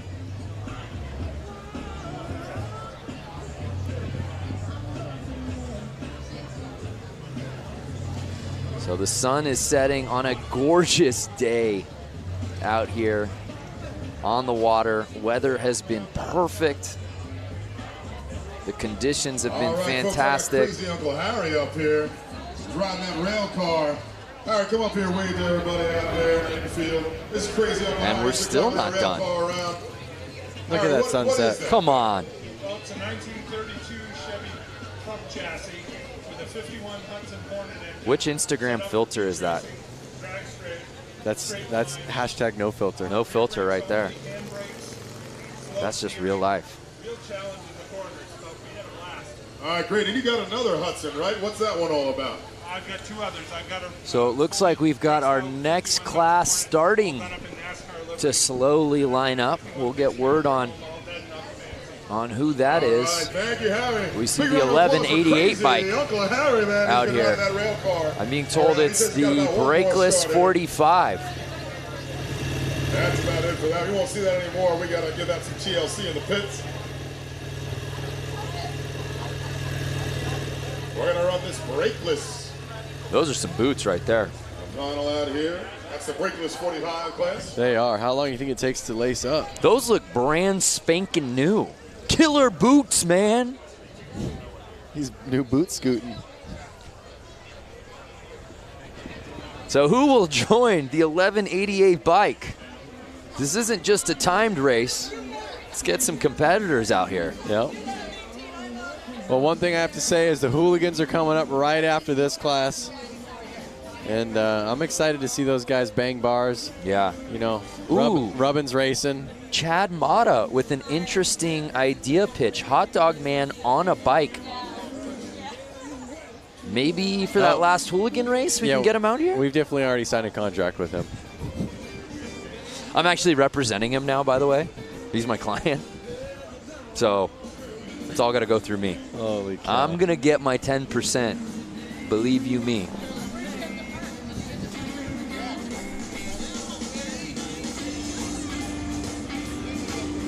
I know you come out here quite a bit for various things, being an ambassador as you have been for Harley-Davidson for a long time.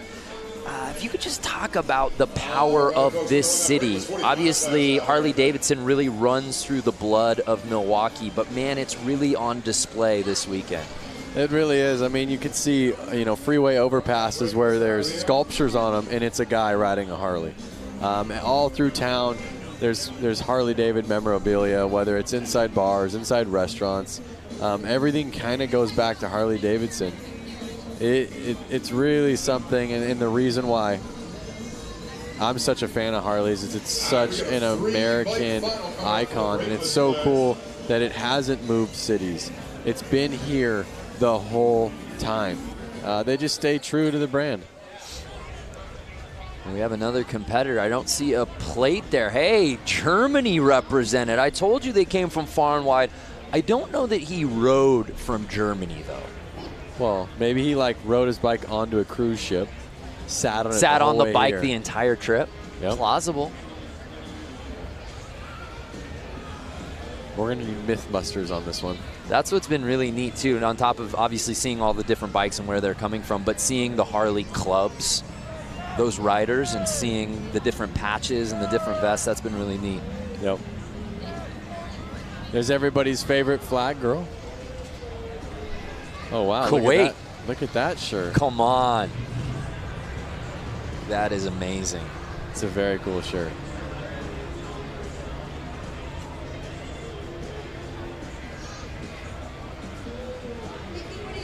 Charleston, South Carolina represent. And as we're taking a tour of different fans watching here in attendance from different places, again, let's reset the question on Facebook. Where are you people watching from?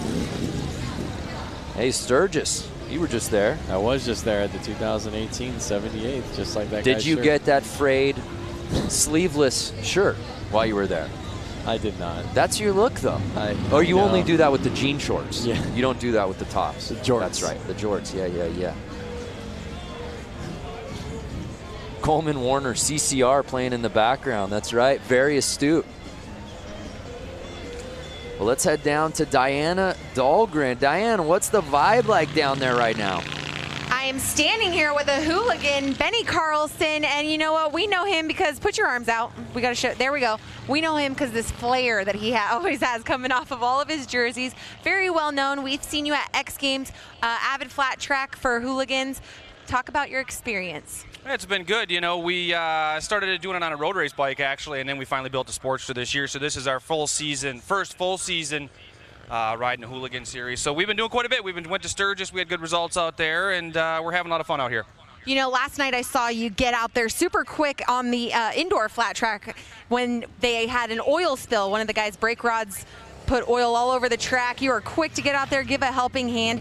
Is that the kind of camaraderie that happens in this community? Yeah, that's what's fun. You know, back when we were pro racing every weekend, it's kind of a cutthroat deal. So when you're talking with the hooligan guys, it's one big community, especially all the guys from Milwaukee. We got a slew of guys that are fast that are going to run up front here again in the main event.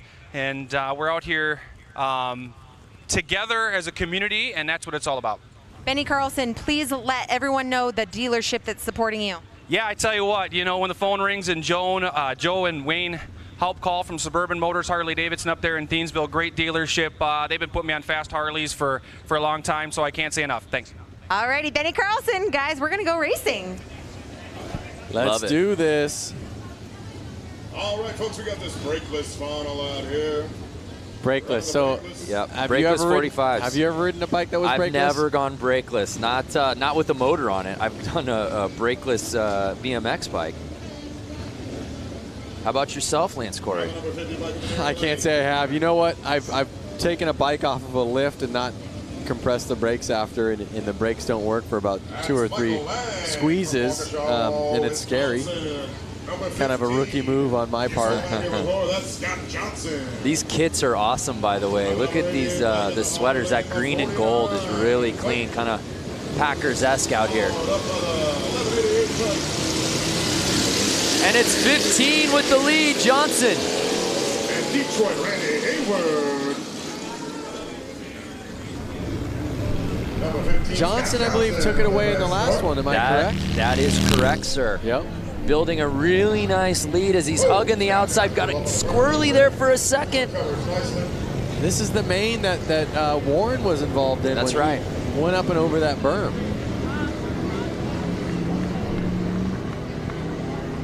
There you go. And right now, Johnson just building that lead as he hugs that outside wall. I was just going to say, notice how Johnson's almost kind of riding the berm. Listen to his bike rip by.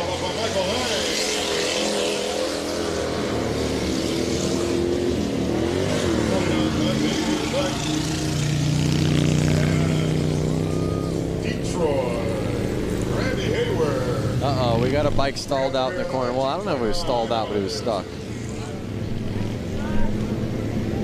There he is. Yeah, 1188. What's going on with his bike? In the new boots. New boot scoot. Notice some of these guys like himself, they're not wearing glasses, goggles. I mean, you get one roost. Yeah, these are brave men. I mean, we're talking about sand here. Look at that, riding the berm. Yeah, Johnson just leaving no doubt about it. Whoa. Oh no! Just as I say that, he makes things interesting, but he's built such a lead, Lance. Don't speak too soon. Awesome shot on the straightaway there.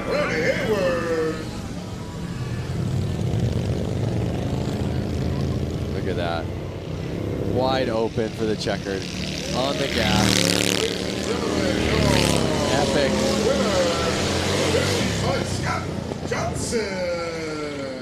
So Scott Johnson takes the checkered here in the brakeless 45 class. Yep. And he went out front and he owned that race. Yeah, there was no doubt. Got the whole shot. Rode outside early, and then there was no looking back. Let's take another look right out the gate. Just so much control right from the start. He had it in his eyes. He had it in his brain. I'm going to be the first one in corner one. I'm going to rail these corners, and I'm going to take home this checkered flag. Scott is a local, so, you know, did he sleep in his own bed tonight? Was he the most comfortable? Was he secretly training on these beaches? Big round of applause for Randy, everybody. Detroit. Yes. Nearly a 90-year-old bike. Yeah, just incredible. 1929. So awesome. So Scott Johnson, he did make it interesting a little late, but again, just had such a sizable lead. No one could catch him.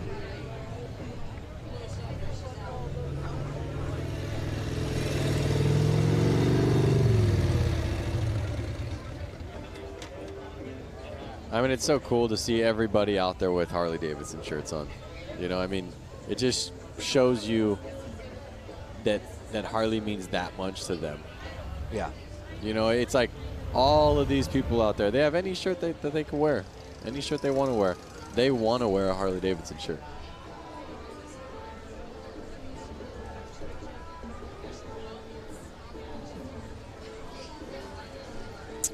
While we get this course maintenance underway, let's look back at this week. Diana Dahlgren went out to the Harley-Davidson Museum for a tour unlike any other. All right, ladies and gentlemen. Years ago, two friends, William and Arthur, came together to create Harley-Davidson.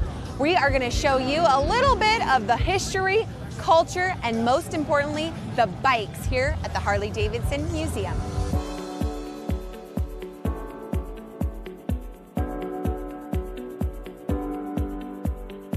Behind us is the bike that started it all. Yep. Which is gorgeous. The oldest Harley-Davidson in existence.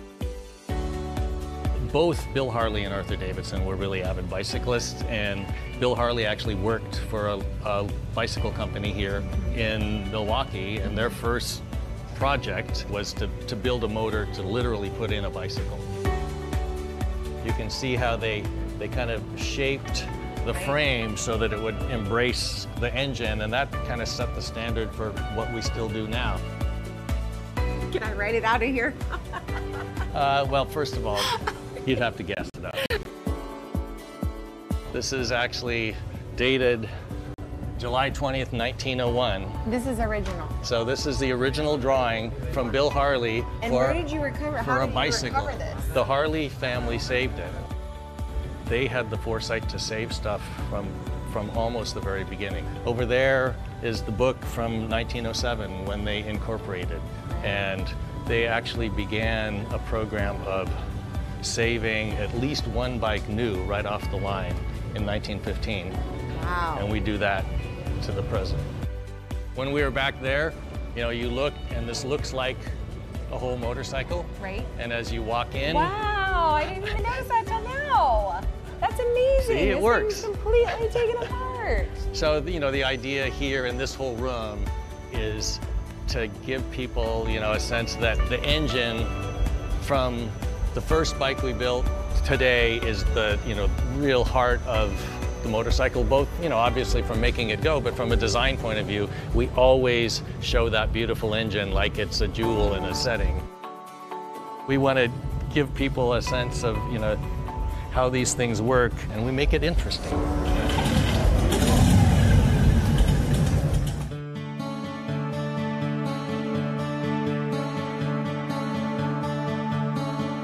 By 1920, we were the largest motorcycle company in the world and sold over 28,000. In those early decades, there were dozens, we think as many as 60 different American motorcycle companies. By the time we came out of the Depression, there were only 2 companies left. You know, the major turning point was World War II. Over the course of World War II, we made almost 90,000 military bikes. What kind of jobs in the military were Harleys actually assigned to? They were mostly, they called them dispatch riders. Okay. So they were taking messages from one place to another. Our story weaves in and out of the story of American history. this is the bike that this badass cyborg. that this badass cyborg Arnold has to ride. Schwarzenegger. The real Captain America in the comic book, he rides a WLA. Right. The original didn't come with flamethrowers and stuff like rocket launchers. Like the Terminator, one thing that's great is it's kind of, you know, it's not just like a car, it's a character. So Jim, we've walked around. There's a lot of stuff in this museum. Yeah.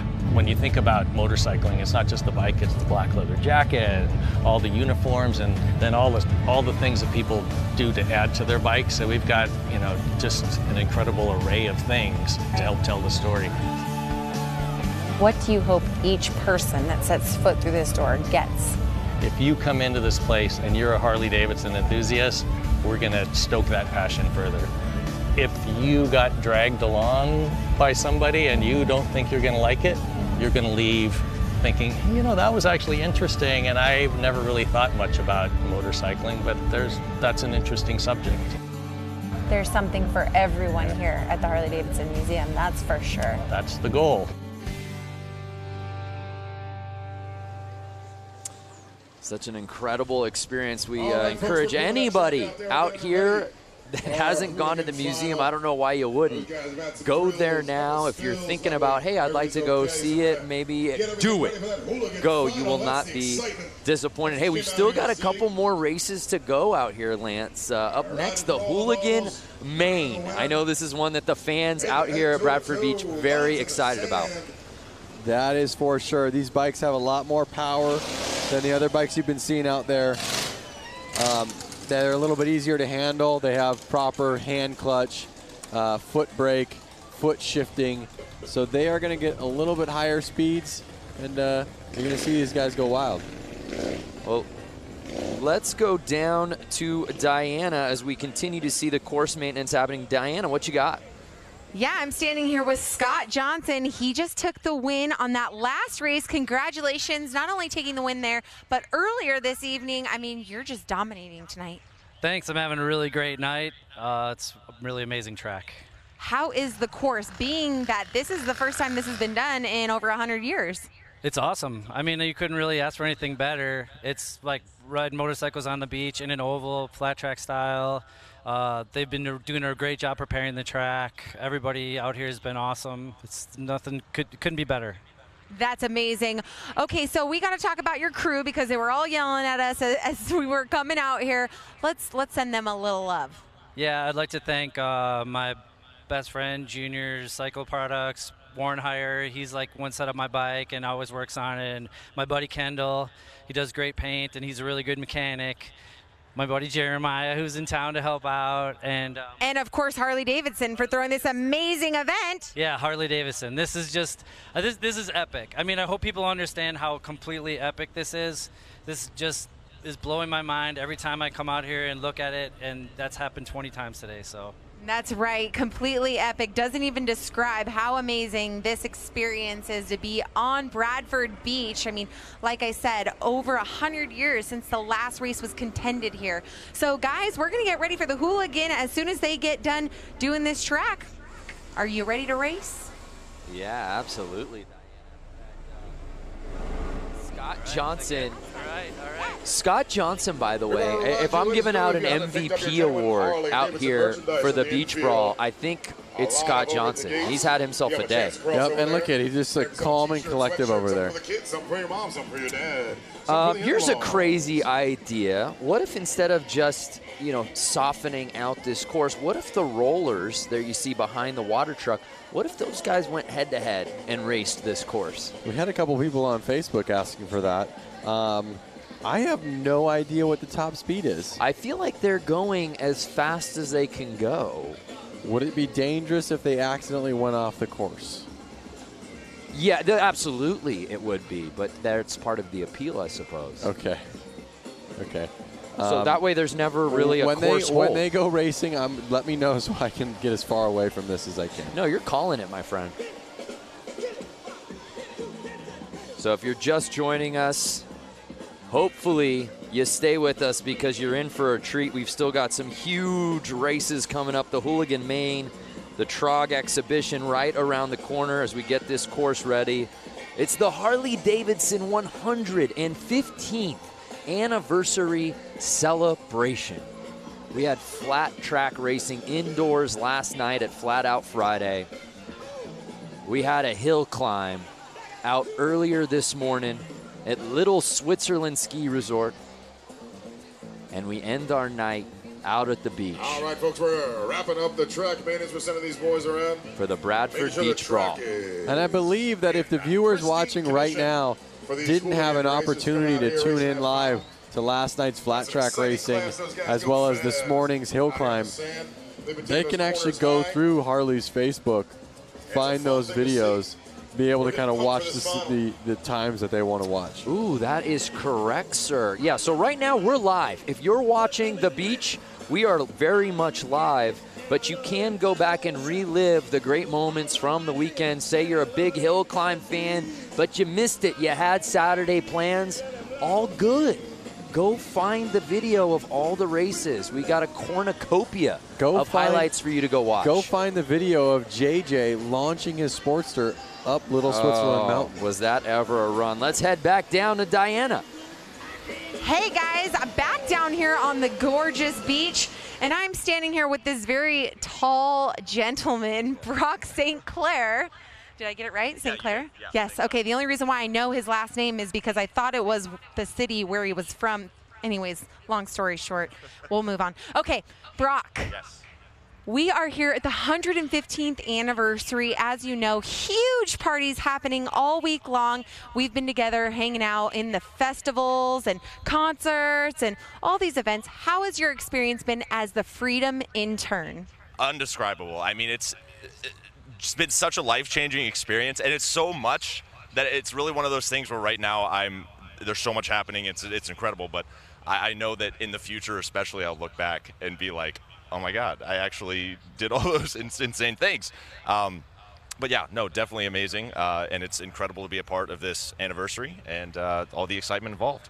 Let's tell everyone what the Freedom Intern Program is. Explain to everyone who's watching. Sure. So myself and 7 others were given motorcycles, given training, and we've essentially traveled the country and gone to motorcycle events, gotten invested in motorcycle culture, and captured our experiences, documented on social media, and had a really great time doing it. He forgot to mention that him and 7,400 other people in the world, 7,500 other people applied for his position. Only you and 6 other people got it from all over the world. Tell us where you started for the ride home.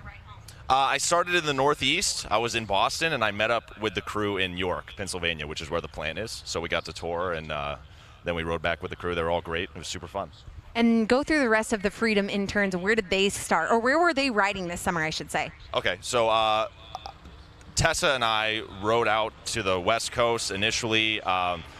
Alex was down in the Southeast. He started in Florida and then was all about, I think he went all the way out to the West Coast too. Has done like 11,000 miles. He did the Iron Butt Challenge, actually, which is 1,000 miles in a day, which is insane. Emma's out in California.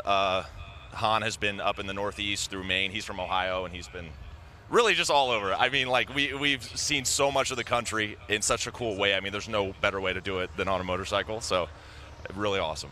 Well, these 7 Freedom interns, they went through extensive interviews, and they were the lucky winners. Congratulations. Thank you for representing our brand, Harley-Davidson, in such a wonderful way, showing young people as well. He's only 21 years old, showing the young generation that they can take out a huge hog, a street glide, and roll it around the country, 14,000 miles worth, give or take.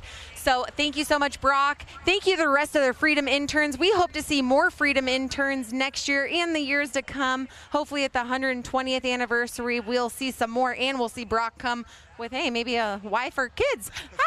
All right, guys, we're going to take it back up to you. Hashtag Find Your Freedom. That is such an amazing program. You know, I applied. Didn't even hear back from admissions. Yeah, because you weren't going to college, train a real intern. Oh, is that what it is? I think they said they were out of college. Or oh, that makes me feel better then. Why I didn't get in. I would love the job. Absolutely. Hashtag find your freedom. Learn more about it online. Whether you ride bikes or are wanting to get into it, there's no better program, especially for young people. That's just absolutely amazing. Imagine getting into the culture, getting to document everything for social media. Are you kidding me? Be rad. Sign me up. Battle of man, machine versus sand.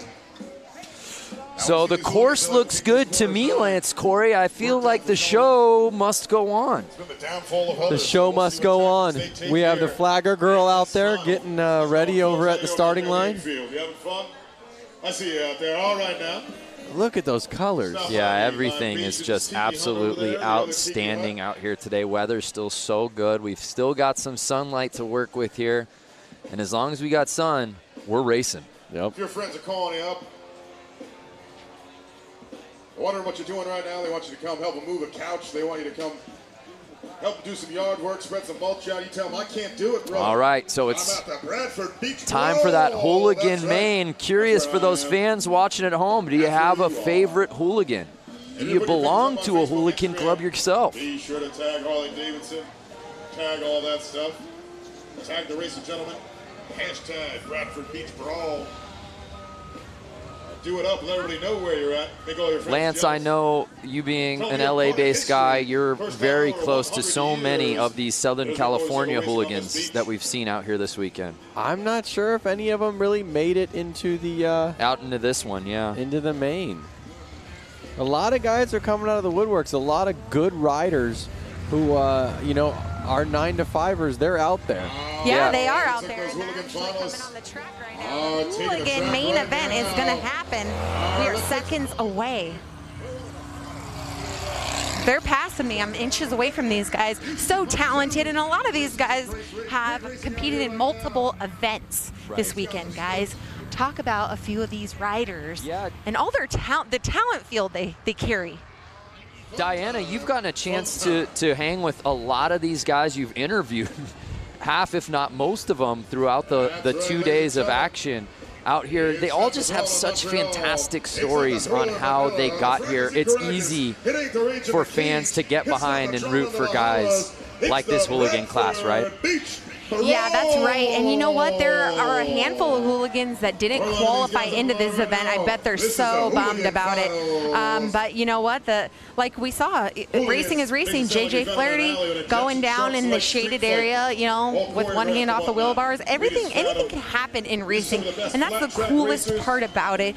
Is it always a surprise? It is always a surprise. So there you see the format for tonight's main. Big names here in this hooligan main. Of course, Danny Holbus, Benny Carlson, Joshua Young, and Hansen, and we're off! And again, remember, these bikes are faster, and they're easier to handle than those old bikes. We're going to see some fast racing here. And we're seeing more of the same from Hansen. We saw it earlier in his previous heat, taking the lead, going tight on the turns, and he looks like the one to beat, Lance. It looks like he's out there in front. He's not letting off. Looking back. But he's looking back. He's hearing footsteps. It's Holbus, 142, trying to make the pass. Riding that outside line.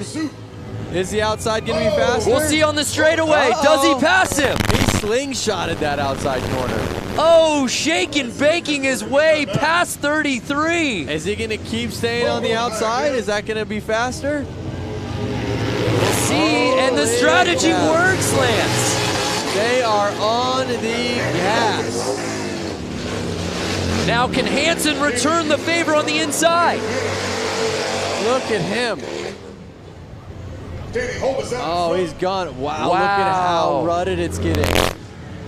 Even after all that course maintenance, Lance. These bikes are powerful and they are roosting.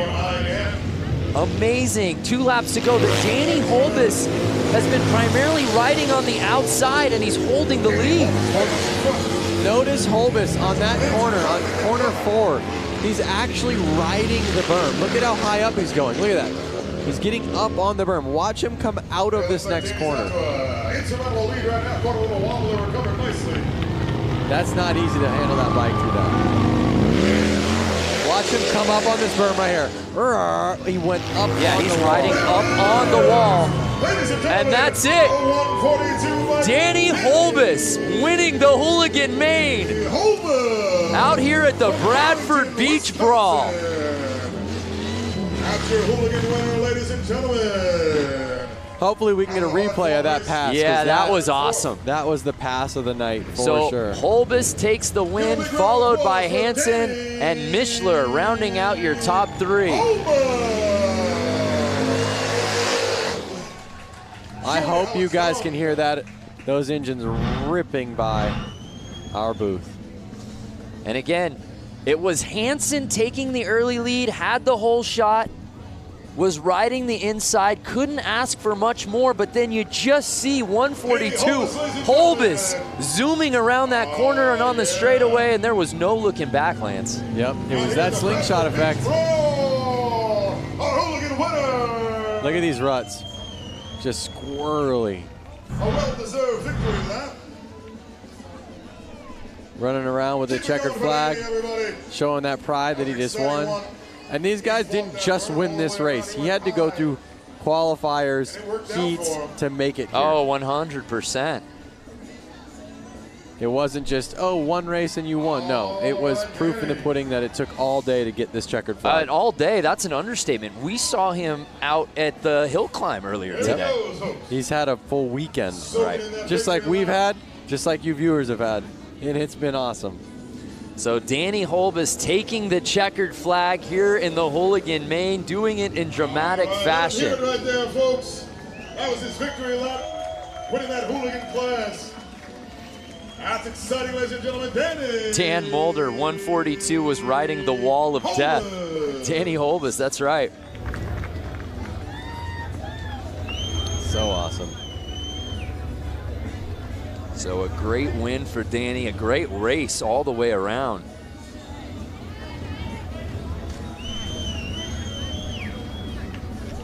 Sometimes you want to just sit here in silence, just staring at it like in awe.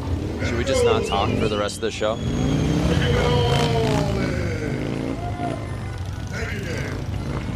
Hopefully Diana can get down there and get a quick interview with him. Reppin' Milwaukee Harley-Davidson. Danny Holbus. And let's send it down to Diana, who's with our winner. Oh, he said he had a funny story with me. But anyways, this is Danny Holbus. Big round of applause for our Hooligan winner. This has got to be such a special feeling for you here this weekend. Huge party happening, and you took the win for the Hooligan class. Yeah, I'm super pumped. I have so many friends and family here. It's been a super awesome day. I just can't thank everybody enough that's had my back. You know, all my friends, everybody at Milwaukee Harley, Fuel Cafe, WFO Racing Online, Blue Moon Customs, Von Zipper. I just can't thank everybody enough. I'm so happy. Like, I woke up this morning and we went to the hill climb and it was pouring rain and I didn't even think that was gonna happen. And it turned out perfect. Perfection. He rode the outside line for the win. Give another round of applause for your Hooligan winner, Danny Holbus. What an awesome race. What a win it was. I want to hear the story that he was teasing to Diana before he got the mic.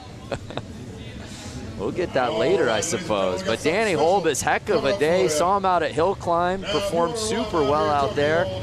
Made his way over here to the beach.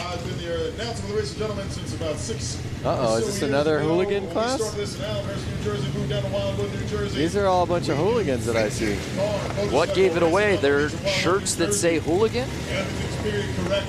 But wait a second. No, I see. This looks like TROG up here at the starting line. So right now we're racing that TROG 45. These are the TROG 45s here. TROG 45 classes are all.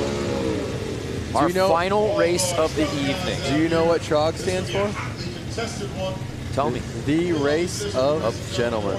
The Race of Gentlemen, which makes sense as today's race is presented by the Race of Gentlemen. There you go. TROG. 2 and 2 together. You think that was a coincidence? But did you not really know? No, I just wanted to hear you explain it. We talked about it in meetings all day long. The race of gentlemen, TROG. Keep an eye on these guys. So this is it, the final race of the weekend here at the Harley-Davidson 115th anniversary celebration. These guys are about to give it all they got. In the finals of the TROG 45 class. Checkered flag girl looking at them, making sure they're all ready to go. And they're off! 6 bikes, our final race, oh no!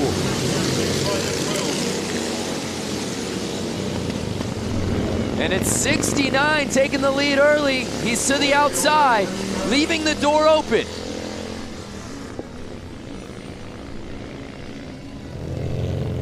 There they are again. Compared to the hooligans, these bikes are a lot harder to ride. Yeah. No hand controls, and not as good of suspension. A little bit slower engines. So these guys are wrestling. I'm hearing all the cons. How about the pros, Lance? The pros is the fact that they're riding bikes that are 50, 60, 70 years old, and they're keeping the dream alive.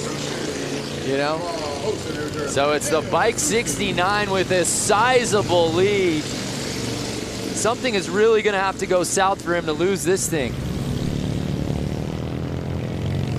Oh, Detroit, right here. Pushing that 29 Harley-Davidson to the packs. So we're in the midst of the race of gentlemen. The 69 gives a look back. It's our final race of the evening. On the gas, their hands got to be tired, their arms, their forearms got to be tired. One more flag. Final lap of the weekend. These guys are going to lay it all out on the line right here, right now. Trying to chase him down. Uh-oh, making it interesting. They're getting tired, the track's getting rough. Currently in third. Can they keep it together? And Detroit, Randy Hayward. He's cruising now, Lance. Yeah, he's exhausted. You can tell these guys are beat.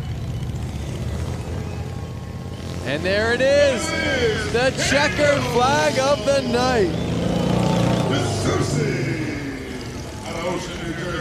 2018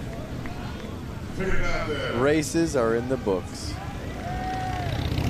69 putting it down on the final race of the night, and the race of gentlemen officially in the books here at the Bradford Beach Brawl.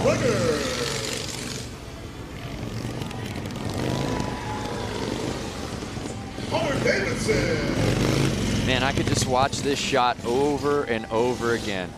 Oh yeah. And Detroit, Randy.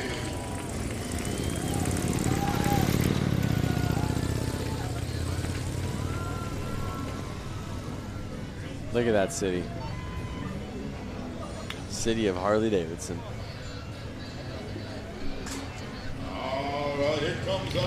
What a day of racing. What a weekend of racing.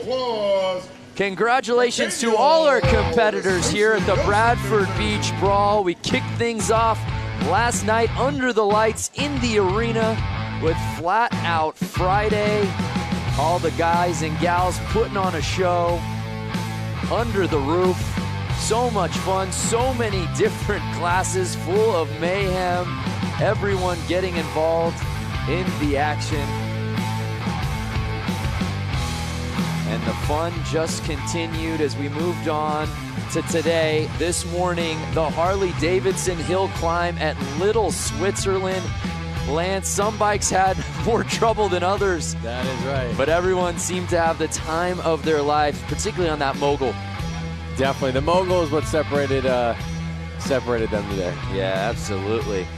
The riders and the fans alike pushing all of the extremes, the pouring rain, and then we wrapped up our weekend of racing with all of our classes out here for the Bradford Beach Brawl presented by the race of gentlemen. It seemed like every class had a little bit of everything. It's been awesome. What a weekend of racing. Thanks so much for watching the 115th anniversary Harley-Davidson celebration.